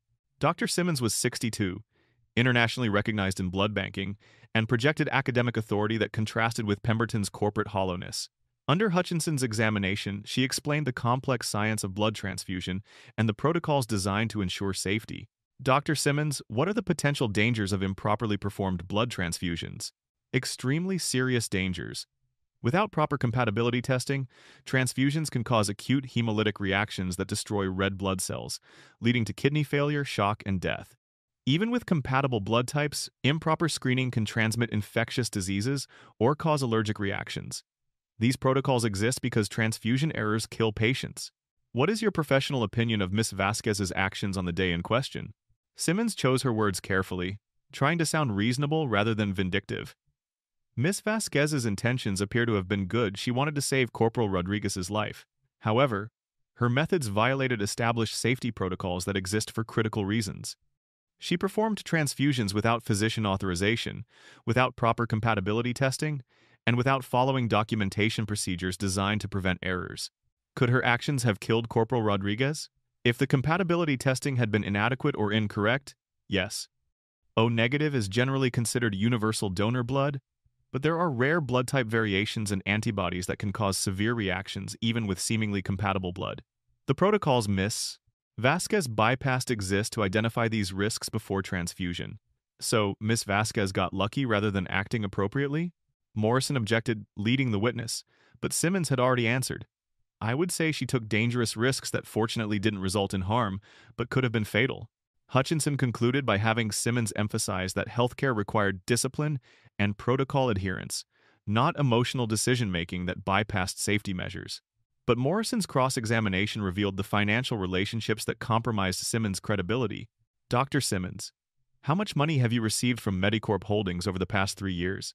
Simmons hesitated, recognizing the trap. "I've provided consulting services for various organizations, including Medicorp." "How much money specifically from Medicorp Holdings, the corporation that owns Seattle Grace Memorial Hospital?" I don't have exact figures. Morrison displayed a document. According to tax records and disclosure forms you filed with Columbia University, you've received $187,000 in consulting fees from Medicorp Holdings over the past 3 years. Is that accurate? I provide expert opinions for many organizations. Is the $187,000 figure accurate? Yes, approximately. So, you've received nearly $200,000 from the same corporation that's suing Elena Vasquez, and now you're testifying that her actions were dangerous and inappropriate? My professional opinions are not influenced by consulting relationships. Dr. Simmons, you're being paid to testify against Miss Vasquez by the same corporation that's paid you nearly $200,000. Isn't that a conflict of interest? Hutchinson objected, but Morrison had made her point. Simmons' testimony was purchased rather than objective. Morrison then brought out her own medical expert, Dr. Michael Torres, the former Johns Hopkins emergency medicine chief whose textbook was standard in medical schools nationwide. Under Morrison's examination, Torres systematically demolished the hospital's medical arguments. Dr. Torres, you've reviewed the circumstances of Miss Vasquez's actions on April 14th. What is your professional opinion? Miss Vasquez acted appropriately and professionally according to standard emergency protocols. When a patient is dying from blood loss and compatible blood is available, immediate transfusion is not only appropriate, it's required. Delaying for administrative authorization would constitute negligence resulting in preventable death. The hospital argues she violated safety protocols. The hospital is wrong. O-negative blood is universal donor precisely because it's safe for emergency use without extensive compatibility testing. Miss Vasquez followed proper emergency transfusion procedures taught in every phlebotomy and nursing program. She didn't violate safety protocols, she followed them correctly. Could her actions have harmed Corporal Rodriguez? No more than any emergency medical intervention carries inherent risks. The risk of transfusion complications was vastly lower than the certainty of death from continued blood loss. Miss Vasquez made the correct medical decision under emergency circumstances. Under cross-examination, Hutchinson couldn't shake Torres's conclusions. His credentials were impeccable, his opinions were based on standard medical practice, and his testimony wasn't compromised by financial relationships with either party. The jury was learning that Elena hadn't acted recklessly, she'd acted exactly as trained healthcare workers should act in emergencies. Wednesday brought testimony from hospital employees, some supporting the hospital's position, but most revealing the toxic culture Pemberton had created. Margaret Chen, Elena's former supervisor, testified reluctantly for the hospital under Hutchinson's examination. She acknowledged that Elena had violated authorization procedures and that policies required COO approval for emergency blood releases. But Morrison's cross-examination exposed the pressure Chen had faced. Miss Chen, you called Mr. Pemberton's office for authorization while Corporal Rodriguez was dying. What happened? Nobody answered. The phone rang for over 5 minutes while we waited. And if Miss Vasquez had continued waiting for authorization, Corporal Rodriguez would have died. So, following hospital policy would have killed him? Yes. Hutchinson tried to rehabilitate Chen on redirect, but her fundamental testimony remained. The policies would have killed Carlos Rodriguez, and only Elena's violation of those policies saved his life. Dr. James Rodriguez testified next, providing passionate testimony about Pemberton's policies and their deadly consequences. I've been an emergency physician for 15 years, Rodriguez stated. I've worked in trauma centers, rural hospitals, and urban emergency rooms. I've never encountered policies like Pemberton's policies explicitly designed to deny care based on patients' ability to pay rather than medical necessity. Under Morrison's questioning, Rodriguez detailed multiple cases where patients had died or suffered serious harm due to resource restrictions. Michael Patterson's death particularly haunts me. He was a Gulf War veteran, Purple Heart recipient, dying from internal bleeding while we had compatible blood sitting in the refrigerator. The hospital's policy said we couldn't use it because it was reserved for a politician's elective surgery scheduled for the following week. What did you do? I followed policy. I called for authorization, waited for approval, and watched Michael Patterson die while I stood there helpless. Elena Vasquez was braver than I was. She chose to save Carlos Rodriguez rather than watch another person die for administrative reasons. Rodriguez's testimony was emotional and powerful, but Hutchinson's cross-examination tried to portray him as a disgruntled employee with an axe to grind against hospital administration. Dr. Rodriguez, you've received negative performance reviews from hospital administration, haven't you? Yes, after I complained about policies that were killing patients. So, you have personal reasons to resent Mr. Pemberton? I have personal reasons to oppose policies that let people die. If that constitutes resentment, then yes, I deeply resent watching patients die for profit. The testimony revealed a pattern. Healthcare workers who prioritized patients over policies faced retaliation, while those who complied with deadly rules were rewarded. Thursday brought the trial's emotional center. Testimony from Carlos Rodriguez and his mother Isabella. Carlos took the stand in his Marine dress uniform, walking with the slight limp that remained from his injuries. At 24, he carried himself with military bearing that reflected his service, but his young face showed the vulnerability of someone who'd nearly died and understood how close he'd come. Morrison questioned him gently, recognizing that his testimony would be most powerful if authentic rather than rehearsed. Corporal Rodriguez, can you tell the jury about your memories from April 14th? Carlos's voice was clear but emotional. I remember the car accident, hearing the crash, feeling the impact, then everything getting confused and painful. I remember the ambulance and knowing something was really wrong. Then I was in the hospital, and I could feel myself dying. Not in a dramatic movie way, but just feeling my life slipping away. The pain, the weakness, the sense that I was leaving. What do you remember about Miss Vasquez? I remember opening my eyes and seeing this woman, Miss Vasquez, and she looked determined. Not scared, not panicked, just determined. And I heard her say, "I'm not letting you die." That's what I remember, someone deciding I was worth saving. Did you know her before that day? No, ma'am. She was a complete stranger who gave up her career to save my life. I don't think I'll ever fully understand that kind of courage. Morrison asked about his recovery and current status. Carlos explained he'd returned to active duty after months of rehabilitation, that he'd been promoted to sergeant, and that he was alive because one person chose to break rules rather than watch him die. Hutchinson's cross-examination tried to establish that Carlos's memory was unreliable due to his medical condition, but it backfired badly when he asked, "Isn't it true you were unconscious for much of this incident?" Carlos responded with military directness, "Sir, I was unconscious because I was dying. Miss Vasquez's actions are why I'm alive to testify today instead of my mother testifying about burying me. I may not remember every detail, but I remember waking up alive instead of not waking up at all." The jury was visibly moved. Several women were crying. The veteran juror sat with clenched jaw, clearly identifying with the young Marine who'd nearly died for lack of care. Isabella Rodriguez followed her son, testifying in heavily accented English that somehow carried more power than polished statements. "I watch my Carlos dying," Isabella said through tears. "I see him bleeding and I beg them, please help, please save my boy. They tell me no, wait, fill paperwork, follow rules. I pray to God, please don't take my son. Then this woman Elena, she come with blood and she saved my Carlos." Morrison asked about her feelings toward Elena. Isabella looked directly at Elena, her face showing profound gratitude. "She is angel God send to save my boy. She sacrificed everything for stranger. This is what heroes do, they help. When help is needed, not when it's convenient or approved. My Carlos is alive because Elena Vasquez have courage. I pray for her every day. God will reward her because she saved my son." Hutchinson's cross-examination of Isabella was brief and gentle. Even he recognized that attacking a grateful mother would alienate the jury. The final witness was Elena herself. Morrison had debated whether to put her on the stand, knowing it was risky to expose her to Hutchinson's cross-examination. But ultimately, the jury needed to hear directly from Elena about her decision and motivations. Elena took the stand wearing the same navy suit she'd worn on opening day, modest but dignified. Morrison led her through her background, education, career history, and the events of April 14th. "Miss Vasquez, tell the jury what went through your mind when you saw Corporal Rodriguez dying." Elena had practiced this testimony, but her emotion was genuine and unrehearsed. "I thought about his mother, about how she was standing there watching her son die and nobody was helping him. I thought about Michael Patterson, the veteran who died 3 months earlier because I followed policy instead of saving him. And I thought about whether I could live with myself if I let another person die because some administrator had decided emergency patients weren't profitable enough to matter.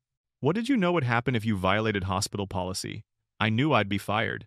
I knew Pemberton would destroy my career. I knew I'd probably lose everything I'd worked for. But I also knew that Carlos Rodriguez would die if I didn't act, and that seemed like a certainty I couldn't accept. Why not wait for authorization? We'd been waiting. Nobody was answering, and even if they had answered, I knew from Michael Patterson's case that they would deny authorization because Carlos wasn't the kind of patient they wanted to use their blood for. So waiting meant watching him die. I chose to save him instead. Miss Vasquez, knowing what you know now about the consequences you faced, would you make the same decision again?" Elena looked at Carlos sitting in the gallery beside his mother, both of them watching her with expressions of gratitude and support. Absolutely. Because Corporal Rodriguez is alive. His mother has her son back. He's continuing his military service. All of that is real because I chose to save him. Everything they've done to me, the firing, the blacklisting, this lawsuit that's just them trying to punish me for showing that their policies are designed to let people die. But they can't undo the fact that Carlos is alive. Morrison's final question. What do you want the jury to understand about your actions? That sometimes doing right means standing up to people who prioritize money and power over human life. That healthcare should mean caring for people who need help, not calculating whether they're profitable enough to save. And that one person's courage can matter, can save a life, can expose a corrupt system, can show others that resistance is possible even when it's dangerous. Hutchinson's cross-examination was aggressive, trying to portray Elena as insubordinate and emotional. Miss Vasquez, you've had other incidents in your employment history where you questioned authority, haven't you? I've asked questions when I thought patient care was being compromised. If that's questioning authority, then yes. You don't like following rules? I don't like rules designed to hurt people. But who decides which rules are designed to hurt people? You? Based on your personal feelings? Based on whether following the rules would kill someone? That seems like a clear enough standard. Exa. Hutchinson showed her documentation of minor past incidents. The disagreement with the supervisor, the documentation delay trying to establish a pattern of poor judgment. These incidents show someone who consistently challenges established procedures, don't they? They show someone who thinks patient care matters more than bureaucratic convenience. They show someone who thinks her judgment is superior to institutional policies and medical hierarchy. They show someone who won't stand by quietly while people die for profit. Hutchinson tried to rattle her, but Elena remained steady. She'd spent months preparing for this, and more importantly, she believed completely in the rightness of her actions. That conviction showed through every answer. Morrison's redirect examination was brief. Miss Vasquez, the hospital argues you should have followed policy and let Corporal Rodriguez die. Do you agree? No. I think policies that let people die are wrong and should be violated. I think healthcare workers have a moral obligation to save lives even when administrators tell them not to. Even if it costs everything? Especially then. Because if we only do what's right when it's safe and convenient, we're not really doing what's right, we're just doing what's easy. Elena's testimony concluded the witness phase of the trial. Both sides would present closing arguments the following day, and then the jury would deliberate on Elena's fate. That evening, Elena sat with Sophia and her mother in their apartment, exhausted but feeling she'd done her best. How did it go, Mommy? Sophia asked. I told the truth, baby. That's all I could do. Rosa held Elena's hand. You were brave, mija. Whatever happens, you were brave. Friday brought the trial's conclusion, closing arguments that would synthesize weeks of testimony into competing narratives about healthcare, morality, and American values.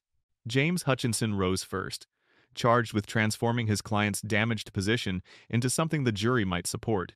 He acknowledged Pemberton's emails had been regrettably worded, but insisted they didn't change the fundamental issue. Ladies and gentlemen, I want to be clear about something from the start. No one thinks Corporal Rodriguez should have died. We all celebrate his survival and recovery.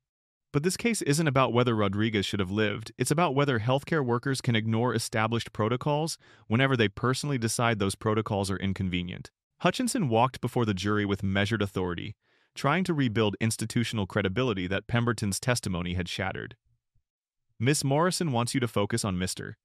Pemberton's internal emails, taken out of context and presented in the most damaging light possible. But even if every criticism of hospital policies is accurate, even if Mr. Pemberton's management was imperfect, that doesn't give individual employees the right to steal medical supplies and perform unauthorized procedures. He attempted to reframe the case around order and consistency. Healthcare requires discipline. Patients trust that their care follows established protocols developed by experts. If we say Elena Vasquez's rule-breaking was acceptable because we like this outcome, where does it stop? Tomorrow, another nurse might decide their personal judgment trumps medical protocols. Maybe they give experimental drugs without authorization. Maybe they perform procedures they're not qualified for. Maybe they cause harm instead of saving lives. Will we celebrate those violations too? Hutchinson concluded with an appeal to institutional stability. The hospital isn't seeking damages to punish Miss Vasquez personally. These damages reflect real harm to Seattle Grace's reputation, lost revenue from patients who went elsewhere after negative publicity, and the cost of defending against a media campaign that included false statements about hospital practices. We ask that you award these damages to send a message that healthcare institutions deserve protection from employees who violate policies and then defame their employers when facing consequences. It was the best argument he could make given the evidence, but it felt hollow against the moral weight of Elena's story. Rebecca Morrison's closing argument transformed the courtroom into something beyond a civil trial. It became a referendum on American healthcare's soul. Mr. Hutchinson just spent 20 minutes talking about rules, protocols, and institutional stability, Morrison began, her voice carrying controlled fury. He wants you to focus on procedure and policy while ignoring that his client implemented rules designed to let poor people die so wealthy people could get faster access to medical resources. That's not a minor detail. That's the entire point. Morrison placed Pemberton's emails on the display screen, those damning words about acceptable mortality increases and discouraging indigent patients. These aren't words taken out of context. This is Thomas Pemberton's actual philosophy. Some people's lives matter less than others based on their ability to pay. He implemented that philosophy through policies that increased emergency patient deaths by 34%. Elena Vasquez exposed that system by saving Carlos Rodriguez, and now he's trying to destroy her for embarrassing him. She systematically dismantled the hospital's arguments. They say Elena stole medical supplies? She used blood that was sitting unused while someone died. The only theft here was Pemberton stealing Carlos's chance to live. They say she performed unauthorized procedures? She performed standard emergency interventions taught in every phlebotomy program. They say she defamed the hospital? Everything she said was true, proven by their own documents. Morrison's voice rose with moral authority. But let's be honest about what this case is really about. It's about power. Specifically, whether wealthy corporations can implement policies that kill poor people, then destroy anyone who objects. Whether administrators like Pemberton can calculate how many deaths are acceptable for revenue optimization, then financially ruin healthcare workers who save lives instead of following his deadly rules. She turned to face Pemberton directly. That man wrote that 20 to 30% more patients dying was acceptable if it increased revenue. He celebrated reducing emergency care access to discourage indigent patients. He implemented policies he knew would kill people. And when one person had the courage to save a life instead of following his rules, he fired her, blacklisted her, had her criminally investigated, and now seeks $500,000 to complete her destruction. That's what institutional power looks like when nobody stops it. Morrison walked to where Elena sat, placing a hand on her shoulder. Elena Vasquez is 31 years old. She's a single mother raising an 8-year-old daughter. She worked in healthcare for 7 years because she believed in helping people. On April 14th, she made a choice that destroyed her career. She chose to save Carlos Rodriguez's life instead of following policies that would have let him die. Now she faces financial ruin for making that choice. Her voice softened with emotion. But she also gave Carlos his life back. She gave Isabella her son back. She showed every healthcare worker in America that resistance to corrupt systems is possible. And she proved that one person's courage can still matter even when powerful institutions try to destroy them. Morrison returned to face the jury. You're not just deciding whether Elena owes the hospital money. You're deciding what kind of healthcare system you want in America. Do you want a system where nurses are afraid to save lives because they might face prosecution? Where administrators can implement policies they know will kill people? Where profit matters more than patients and corporations destroy anyone who challenges their priorities? She concluded with direct moral appeal. Carlos Rodriguez is alive. That's not theoretical. He's sitting right there in that gallery, alive and continuing his military service because Elena Vasquez was brave. If you rule for the hospital, you're saying his life didn't matter, that Elena should have let him die to protect Pemberton's policies. I don't believe you'll do that. I believe you'll send a message that in America, courage still deserves celebration and doing right still matters more than following unjust rules. Morrison's closing argument had transformed a civil damages trial into something larger, a moral examination of healthcare priorities and institutional accountability. The jury would now decide whether Elena's sacrifice would lead to vindication or destruction. Judge Williams provided jury instructions, emphasizing their obligation to evaluate evidence objectively, while also explaining that they could consider the broader context of Elena's actions and the hospital's policies in determining whether damages were appropriate. The jury retired for deliberation at 2:45 p.m. on Friday afternoon, carrying the weight of a decision that would resonate far beyond this courtroom. Inside the jury room, the deliberation was intense and emotional from the start. The jurors had spent 2 weeks absorbing testimony, documents, and competing narratives about healthcare, morality, and institutional power. Robert Chen, the retired Boeing engineer serving as foreman, opened the discussion by suggesting they work through each claim systematically. But the conversation quickly moved beyond technical legal questions to fundamental moral issues. How do we even evaluate damages when the whole premise is wrong? Asked Jennifer Martinez, the social worker serving as juror Hashite. They're suing her for saving someone's life. That's like charging a firefighter for property damage while rescuing people from a burning building. Patricia Winters, the nurse from another hospital system, provided crucial professional perspective. I've been in situations like Elena's, not exactly the same, but similar. Sometimes you have seconds to make decisions about whether to follow policy or save a patient. Every good healthcare worker faces that choice eventually. Elena made the right choice, and they're destroying her for it.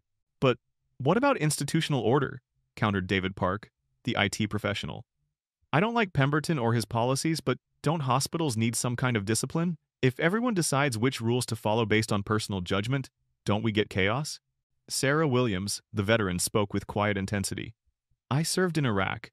I know about following orders even when they don't make sense. But there's a difference between discipline and blindly obeying commands that will get people killed. Elena wasn't being insubordinate, she was preventing a preventable death. Those aren't the same thing. The deliberations continued through the afternoon and into early evening. Jurors examined Pemberton's emails repeatedly, discussed medical testimony, and grappled with the question of what message their verdict would send. The breakthrough came when Michael Torres, the community college professor, articulated what many were feeling. This isn't really about whether Elena violated policies. She obviously did. This is about whether those policies deserve to be violated, and whether she should be punished or celebrated for violating them. I think she should be celebrated. But the hospital is claiming damages, Park reminded them. Don't they have legitimate financial losses from the negative publicity? They have losses because their policies were exposed as deadly, Martinez countered. That's not Elena's fault. That's their fault for implementing those policies. You don't get to sue someone for embarrassing you by revealing your corruption. The nurse, Patricia Winters, made perhaps the most powerful statement. If we rule for the hospital, every healthcare worker in America will learn that saving patients can destroy your life. They'll learn to keep quiet, follow orders, let people die rather than risk their careers. Is that the healthcare system we want? Because that's what our verdict will create. After 8 hours of deliberation, including a break for dinner, the jury reached unanimous decisions on all claims. At 11:30 p.m. Friday night, they informed Judge Williams they had a verdict. The judge reconvened court at midnight, an unusual decision reflecting the case's importance and public interest. The courtroom filled rapidly with media, supporters, and observers who'd been waiting outside for hours. Elena sat beside Morrison, holding Sophia's hand. Her daughter had stayed awake, insisting on being present for the verdict. Carlos Rodriguez sat directly behind Elena in his Marine uniform, with Isabella beside him clutching her rosary. General Thornton stood against the back wall in full uniform, her presence representing institutional support for Elena regardless of the outcome. Judge Williams called the court to order. Ladies and gentlemen of the jury, I understand you've reached a verdict? The foreman stood with visible emotion. We have, Your Honor. On the claim for breach of employment contract, what is your verdict? We find for the defendant, Elena Vasquez, no damages awarded to the plaintiff. On the claim for violation of confidentiality agreements, we find for the defendant, Elena Vasquez, no damages awarded to the plaintiff. On the claim for defamation and reputational harm, we find for the defendant, Elena Vasquez, no damages awarded to the plaintiff. The courtroom erupted in applause and cheers. Elena collapsed into tears while Sophia hugged her fiercely. Carlos and Isabella rushed forward, all three embracing and crying together. But the foreman wasn't finished. He looked at Judge Williams and continued with barely controlled emotion. Your Honor, there's more. The jury has deliberated on the defendant's counterclaims. The room fell silent again as everyone realized the verdict wasn't just rejection of the hospital's claims. It included Elena's counterclaims for wrongful termination and retaliation. On the counterclaim for wrongful termination in violation of public policy, what is your finding? We find for the plaintiff, Elena Vasquez. We award compensatory damages of $650,000. Gasps and renewed applause filled the courtroom. On the counterclaim for whistleblower retaliation, we find for the plaintiff, Elena Vasquez. We award compensatory damages of $400,000 and punitive damages of $2,500,000. The courtroom exploded with celebration. Elena couldn't process the numbers. She'd gone from facing financial ruin to receiving over $3.5 million in damages. But more important than the money was the vindication. A jury of ordinary citizens had looked at all the evidence and decided she was right, that Pemberton was wrong, that saving lives mattered more than protecting corporate policies. The foreman concluded by reading a statement the jury had prepared. We want the record to reflect that Elena Vasquez demonstrated extraordinary courage in saving Corporal Rodriguez's life. Her actions represent the highest ideals of healthcare and human compassion. The hospital's retaliation against her was malicious and designed to silence anyone who might expose their dangerous policies. We hope this verdict sends a clear message that healthcare workers who prioritize patients over profits deserve protection and celebration, not prosecution and destruction. Judge Williams allowed the emotional moment to continue for several minutes before restoring order. She then addressed the courtroom with her own statement. This case has exposed healthcare policies that prioritized profits over patients in ways that endangered lives and violated basic human decency. Ms. Vasquez's actions represented appropriate emergency medical intervention, ethical whistleblowing, and moral courage of the highest order. The hospital's retaliation was malicious and designed to silence criticism of dangerous policies. This verdict affirms that such retaliation will not be tolerated and that individuals who challenge institutional corruption deserve legal protection. Outside the courthouse at 1 a.m., Morrison addressed assembled media with Elena beside her, both exhausted but triumphant. This verdict affirms that doing right matters more than following unjust policies. Elena Vasquez saved a life, exposed deadly corporate healthcare practices, and faced institutional destruction for her courage. Tonight, 12 ordinary citizens said that courage deserves celebration, not persecution. This is a victory not just for Elena, but for every healthcare worker in America who faces pressure to prioritize profits over patients. Elena spoke briefly, her voice shaking with emotion and exhaustion. I just want to thank everyone who stood by me, the Marines, the ACLU, Dr. Rodriguez, Carlos, and Isabella, my family, and all the people who believed that saving lives should never be a crime. This verdict says that one person's courage can still matter, that ordinary people can challenge powerful institutions, and that truth and justice still have power in America. Carlos Rodriguez stepped forward, speaking as a Marine and as someone whose life Elena had saved. Ms. Vasquez gave me my life back when a hospital was willing to let me die. She sacrificed everything for a stranger. Tonight proves that her sacrifice was worth it, that courage defeats corruption, that doing right matters more than being safe, and that heroes like Elena deserve protection rather than punishment. End quote. The victory triggered immediate and far-reaching consequences that extended beyond Elena's personal vindication. Within days, federal investigations into Seattle Grace Memorial Hospital expanded from preliminary reviews to comprehensive audits. The Department of Health and Human Services launched formal investigations into Medicare fraud, patient safety violations, and healthcare worker retaliation. Special Agent Michael Patterson from HHS's Office of Inspector General held a press conference announcing the investigation's scope. The evidence revealed during Vasquez versus Seattle Grace Memorial suggests systematic violations of federal healthcare regulations, Medicare participation requirements, and patient safety standards. We're conducting a comprehensive investigation into hospital practices and the corporate policies implemented by Medicorp Holdings at all facilities they own. The investigation quickly revealed extensive violations: blood inventory management that violated FDA regulations, emergency care policies that violated Medicare's Emergency Medical Treatment and Labor Act requirements, systematic retaliation against healthcare workers who reported patient safety concerns, violating federal whistleblower protection laws.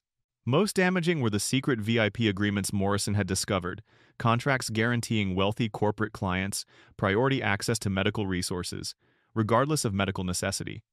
Federal prosecutors determined these agreements violated Medicare anti-kickback statutes and constituted fraud against federal healthcare programs. Thomas Pemberton was removed as COO of Seattle Grace Memorial within a week of the verdict, facing both civil and criminal investigations. Federal prosecutors eventually charged him with healthcare fraud, conspiracy to defraud Medicare, and patient endangerment under federal criminal statutes. His trial 18 months later resulted in conviction on multiple counts. He was sentenced to 12 years in federal prison and ordered to pay $8.3 million in restitution to defrauded healthcare programs. Seattle Grace Memorial Hospital itself faced massive fines totaling $47 million and was placed under federal oversight, requiring comprehensive policy reforms and independent monitoring of patient care practices. Medicorp Holdings, the parent corporation owning 17 hospitals where similar policies had been implemented, faced shareholder lawsuits and regulatory sanctions that eventually forced the company into bankruptcy reorganization. The corporate model of healthcare management that prioritized profit maximization over patient care faced unprecedented scrutiny and legal challenges. The hospital's replacement leadership, led by Dr. Sarah Mitchell, a physician with 25 years of emergency medicine experience, immediately reversed every policy that prioritized financial considerations over patient welfare. Healthcare exists to serve patients, not corporate balance sheets, Mitchell announced during her first press conference as COO. Seattle Grace will implement new policies, ensuring that patient care always takes priority over financial considerations. We will also establish strong protections for employees who advocate for patient welfare, including formal whistleblower protections and guaranteed review of any termination related to patient advocacy. Mitchell personally called Elena to apologize on behalf of the institution and offer her immediate reinstatement with back pay, promotion to Director of Blood Services, and a formal apology entered into her employment record. Elena declined reinstatement, having already accepted the position at Joint Base Lewis McChord, but appreciated the gesture as institutional acknowledgement of wrongdoing. The trial verdict sparked national healthcare reform efforts. Congressional representatives from both parties introduced comprehensive legislation addressing healthcare worker protection, corporate accountability, and patient care standards. Representative Patricia Williams, who'd been following the case closely, sponsored the Healthcare Worker Protection and Patient Safety Act legislation, providing federal safeguards for medical personnel who violated policies to save lives in emergencies, establishing whistleblower protections for healthcare workers who reported dangerous institutional practices, and creating federal oversight of hospital policies that affected emergency care access. The bill attracted bipartisan support because Elena's story transcended usual political divisions. Conservative Republicans saw it as protecting military veterans and supporting individual courage against bureaucratic overreach. Progressive Democrats viewed it as necessary regulation of corporate healthcare and protection for vulnerable workers. The legislation passed both houses of Congress with overwhelming majorities and was signed into law by the president in a Rose Garden ceremony, attended by Elena, Carlos Rodriguez, General Thornton, and representatives from nursing organizations and veterans groups. Healthcare workers who prioritize patients over profits deserve protection, not persecution, the president stated during the signing ceremony, with Elena standing beside him. Elena Vasquez's courage exposed fundamental problems in our healthcare system that demanded reform. This law ensures that other healthcare workers can make the same moral choices without fear of institutional destruction. It establishes federal protections for medical whistleblowers, creates oversight mechanisms for hospital policies that affect emergency care, and sends a clear message that in America, saving lives matters more than protecting corporate interests. Elena's case became required study in healthcare ethics courses at medical schools, nursing programs, and hospital administration programs nationwide. Her story illustrated the tension between institutional policies and individual moral judgment, the importance of whistleblower protection in healthcare, and the necessity of prioritizing patient welfare over corporate priorities. Medical facilities nationwide reviewed their policies, terrified of similar exposures and costly legal battles. Blood banking practices were reformed, emergency care protocols were strengthened, and VIP patient programs were eliminated or restructured to ensure they didn't compromise care for other patients. Professional healthcare organizations updated their ethical guidelines to explicitly support practitioners who violated policies to save lives in emergencies. The American Nurses Association released a statement declaring that nurses have an ethical obligation to prioritize patient welfare over institutional policies when those policies would result in preventable death or serious harm. Elena's personal life transformed dramatically. The trial damages, after legal fees and taxes, provided enough to buy a comfortable home in a good school district, establish a college fund for Sophia, pay off all debts, and create financial security she'd never imagined possible. But more valuable than money was vindication and the end of fear. Her ex-husband Marcus had permanently withdrawn his custody challenge, recognizing that pursuing it would make him look terrible publicly and that Elena's newfound financial stability eliminated his best arguments for custody modification. Sophia thrived in their new circumstances, proud of her mother and secure in their improved situation. At 9 years old, she told everyone at school that her mother was a hero who'd saved a Marine's life and beaten a corrupt hospital system. Elena began her work at Joint Base Lewis McChord's medical facilities with the respect and support of military healthcare personnel who understood her sacrifice. She established a comprehensive blood services program that became a model for military medical facilities nationwide, implementing protocols that prioritized emergency care access while maintaining proper safety standards. General Thornton remained a strong advocate and mentor, involving Elena in military healthcare policy discussions and ensuring her expertise shaped improvements in how military facilities managed blood resources and emergency care. Carlos Rodriguez completed his Marine enlistment and applied to nursing school, inspired by Elena's example of putting patient care above personal considerations. He was accepted to the University of Washington's nursing program with a full scholarship funded by veterans organizations. Elena showed me what it means to serve others with courage and compassion, Carlos explained in his application essay. I want to be the kind of healthcare provider she is, someone who puts patients first, who stands up for what's right, and who understands that some things matter more than career safety or institutional approval. He worked part-time at JBLM's medical center under Elena's mentorship, learning blood services and emergency protocols while completing his nursing degree. The relationship between them had evolved from saved patient and heroic nurse into something like older sister and younger brother. Mutual respect, affection, and shared understanding of what they'd survived together. Isabella Rodriguez became close friends with Elena's mother, Rosa, the two immigrant mothers bonding over their shared gratitude that their children had survived institutional cruelty through courage and solidarity. They attended Mass together weekly, praying for other families facing similar struggles. 6 months after the verdict, Elena received an unexpected honor: the American Red Cross's Life-Saving Award, their highest civilian recognition for extraordinary actions that preserved life. The ceremony at the Seattle Convention Center drew over 1,000 attendees, including military personnel, nursing professionals, patients' rights advocates, and ordinary citizens who'd followed her story. General Thornton presented the award, reading the citation, "For extraordinary courage in preserving life under circumstances requiring exceptional moral judgment and personal sacrifice."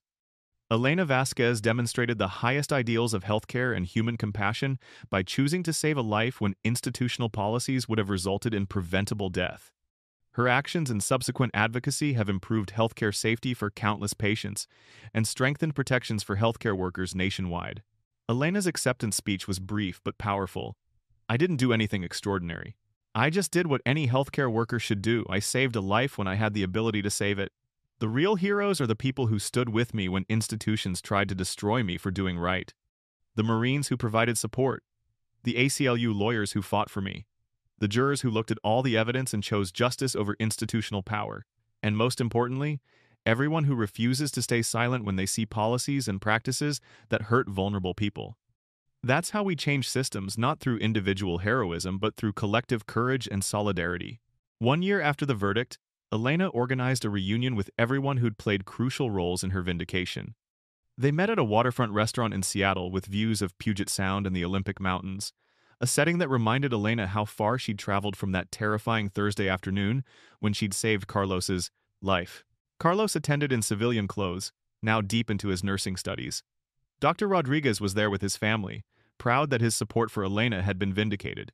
Rebecca Morrison came from ACLU headquarters in New York, where she'd been promoted to National Director of Healthcare Worker Rights.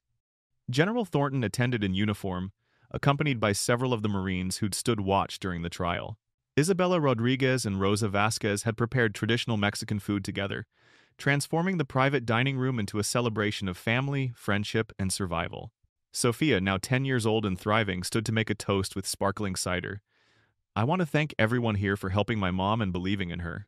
You all showed me that when people stick together and fight for what's right, they can beat even really powerful bad guys.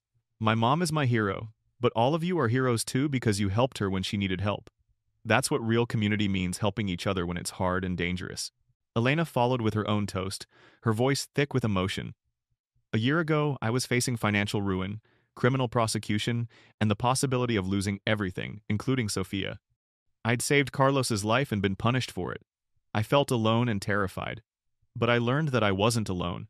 That when you do right, even at terrible cost, other good people recognize that courage and stand with you. You all saved me the way I saved Carlos, by refusing to accept that doing right should be punished." Carlos stood, raising his glass toward Elena. "To the woman who gave me my life back, who showed me what courage looks like, who proved that one person's choice can matter even when powerful institutions try to crush them. To Elena, hero, mentor, friend, and living proof that doing right is worth any cost." The evening continued with stories, laughter, and the comfortable warmth of people who'd survived something difficult together and emerged stronger. Elena looked around the table at the community she'd found through crisis and felt profound gratitude not just for survival but for vindication. The final chapter of Elena's story came 18 months later, when she was invited to testify before Congress about healthcare worker protection and corporate accountability in medical systems. She sat at a witness table in the Rayburn House office building, facing representatives from both parties who'd requested her testimony on proposed healthcare reform legislation. Representative Williams, who'd sponsored the Healthcare Worker Protection Act that bore Elena's influence, introduced her. Ms. Vasquez's case exposed fundamental problems in American healthcare corporate policies that prioritize profits over patients, systematic retaliation against workers who challenge those policies, and inadequate legal protections for medical whistleblowers. Her testimony today will inform our continued reform efforts. Elena spoke clearly and confidently, transformed from the terrified woman who'd faced institutional destruction into an advocate who understood her story's power to create change. On April 14th, 2 years ago, I made a choice that destroyed my career and nearly destroyed my life. I chose to save Corporal Carlos Rodriguez's life instead of following hospital policies that would have let him die. I knew that choice would cost me everything. But I also knew I couldn't live with myself if I let another person die for administrative reasons. What I didn't know was that my choice would expose systematic problems throughout corporate healthcare policies designed to restrict care based on ability to pay, retaliation against workers who prioritize patients, and a culture that values profit margins more than human life. I'm here today to tell you that healthcare reform isn't just about insurance coverage or drug prices. It's about whether we allow corporations to implement policies they know will kill people, then destroy anyone who objects. It's about whether healthcare workers can advocate for patients without facing termination and financial ruin. It's about whether we prioritize healing people or enriching shareholders. The Healthcare Worker Protection Act was an important first step, but more is needed. We need stronger oversight of hospital policies that affect emergency care. We need real penalties for retaliation against medical whistleblowers. We need transparency requirements so the public can see what policies hospitals implement. And we need to shift the entire culture of healthcare away from profit maximization and toward patient welfare. Carlos Rodriguez is alive today because I broke rules designed to let him die. Every day in America, healthcare workers face similar choices: follow policies that harm patients, or challenge those policies and risk everything. We need a system where doing right is protected rather than punished, where saving lives is celebrated rather than criminalized, and where human compassion matters more than corporate profits. The testimony was powerful and widely covered by media. Several representatives thanked Elena for her courage and promised continued reform efforts informed by her experience. But the most meaningful response came from Representative James Mitchell, a conservative Republican from rural Georgia who'd initially opposed healthcare worker protection legislation as government overreach. Ms. Vasquez, I'll be honest, when I first heard about your case, I thought you'd violated legitimate policies and deserved consequences. I believed in institutional order and following established rules. But listening to your testimony and reviewing the evidence from your case changed my mind. You exposed something I didn't want to see: that some corporate policies are evil, that following them makes us complicit in that evil, and that we need legal protections for people brave enough to challenge institutional wrongdoing. You've made me rethink not just healthcare policy, but my entire philosophy about when obedience becomes complicity. Thank you for your courage and for helping me understand these issues better. Elena left Washington understanding that her story had transcended her individual experience to become a symbol of broader struggles about power, justice, and human dignity in American institutions. 3 years after she saved Carlos Rodriguez's life, Elena sat in the audience at his nursing school graduation, watching him receive his Bachelor of Science in Nursing with honors.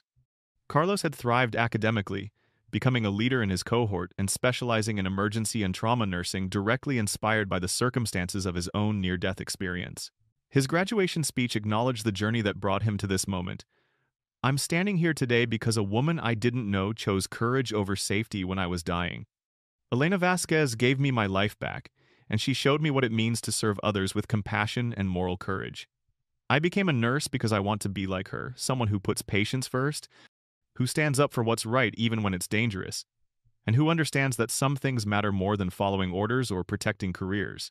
To every nurse graduating today, you're entering a profession that requires not just medical skills, but moral courage. You'll face pressure to prioritize institutional policies over patient welfare. You'll encounter situations where following rules means letting people suffer or die. When those moments come, and they will come, I hope you'll remember Elena Vasquez's example. I hope you'll have the courage to choose patience over policies, compassion over compliance, and doing right over staying safe. That's what nursing means. After graduation, Carlos accepted a position in the emergency department at Harborview Medical Center, the same hospital where he'd been transferred after Elena saved his life. He wanted to work where he could help trauma patients like his younger self, providing not just medical care but the kind of fierce advocacy Elena had demonstrated. Elena attended his first day ceremony at Harborview, where Carlos introduced her to his colleagues as the woman who saved my life and changed my life. The emergency department staff treated Elena with the reverence reserved for legends, many having followed her case and been inspired by her courage. Dr. Rodriguez, now chief of emergency medicine at Harborview, summed up Elena's impact. Elena showed an entire generation of healthcare workers that individual courage matters, that challenging corrupt systems is possible even when it's dangerous, and that patient care must always take priority over institutional politics. Every nurse and physician in this department understands their job differently because of her example. We're better healthcare workers because she was brave. As Elena drove home that evening, she reflected on the journey from that terrifying Thursday afternoon to this moment of completion and recognition. She'd lost her career at Seattle Grace but found her calling as an advocate for healthcare workers and patients. She'd faced institutional destruction but emerged with vindication, financial security, and the knowledge that her courage had created meaningful change. Most importantly, Carlos Rodriguez was alive, not just breathing but thriving, serving others with the same commitment to compassion and courage he'd learned from watching Elena sacrifice everything to save him. That was Elena's real victory. Not the money, not the legislative changes, not even the vindication, but the simple fact that one young Marine continued living because she'd chosen to do right even at terrible cost. Some victories aren't measured in dollars or legislation or public recognition. They're measured in lives saved, systems challenged, and the inspiration provided to others facing similar choices about whether to follow unjust rules or break them to serve justice. Elena Vasquez saved Carlos Rodriguez's life with 3 units of O-negative blood on a Thursday afternoon. In doing so, she exposed deadly healthcare policies, sparked nationwide reform, and proved that ordinary people's courage can still defeat institutional corruption. Her story became more than personal vindication. It became a reminder that individual choices matter, that resistance to injustice is possible even when dangerous, and that doing right sometimes requires sacrificing everything you've built. Carlos Rodriguez lived because Elena Vasquez was brave. Countless future patients received better care because she exposed the system. And every healthcare worker facing pressure to prioritize policies over patients learned that courage creates courage, that challenge is possible, and that sometimes breaking unjust rules represents the highest form of professional integrity. In the end, Elena proved the truth that had always sustained her. Saving lives matters more than following rules designed to let people die. And that truth, simple, profound, and purchased at great cost, echoed through American healthcare long after her trial ended, changing how countless institutions balanced profits against patients and power against compassion. She donated blood to a Marine, and the next day a general came looking for her. That beginning led to destruction and vindication, suffering and triumph, isolation and community. But most importantly, it led to Carlos Rodriguez graduating nursing school, dedicated to serving others with the same courage Elena had shown when she chose his life over her career. That was victory. That was justice. That was what mattered.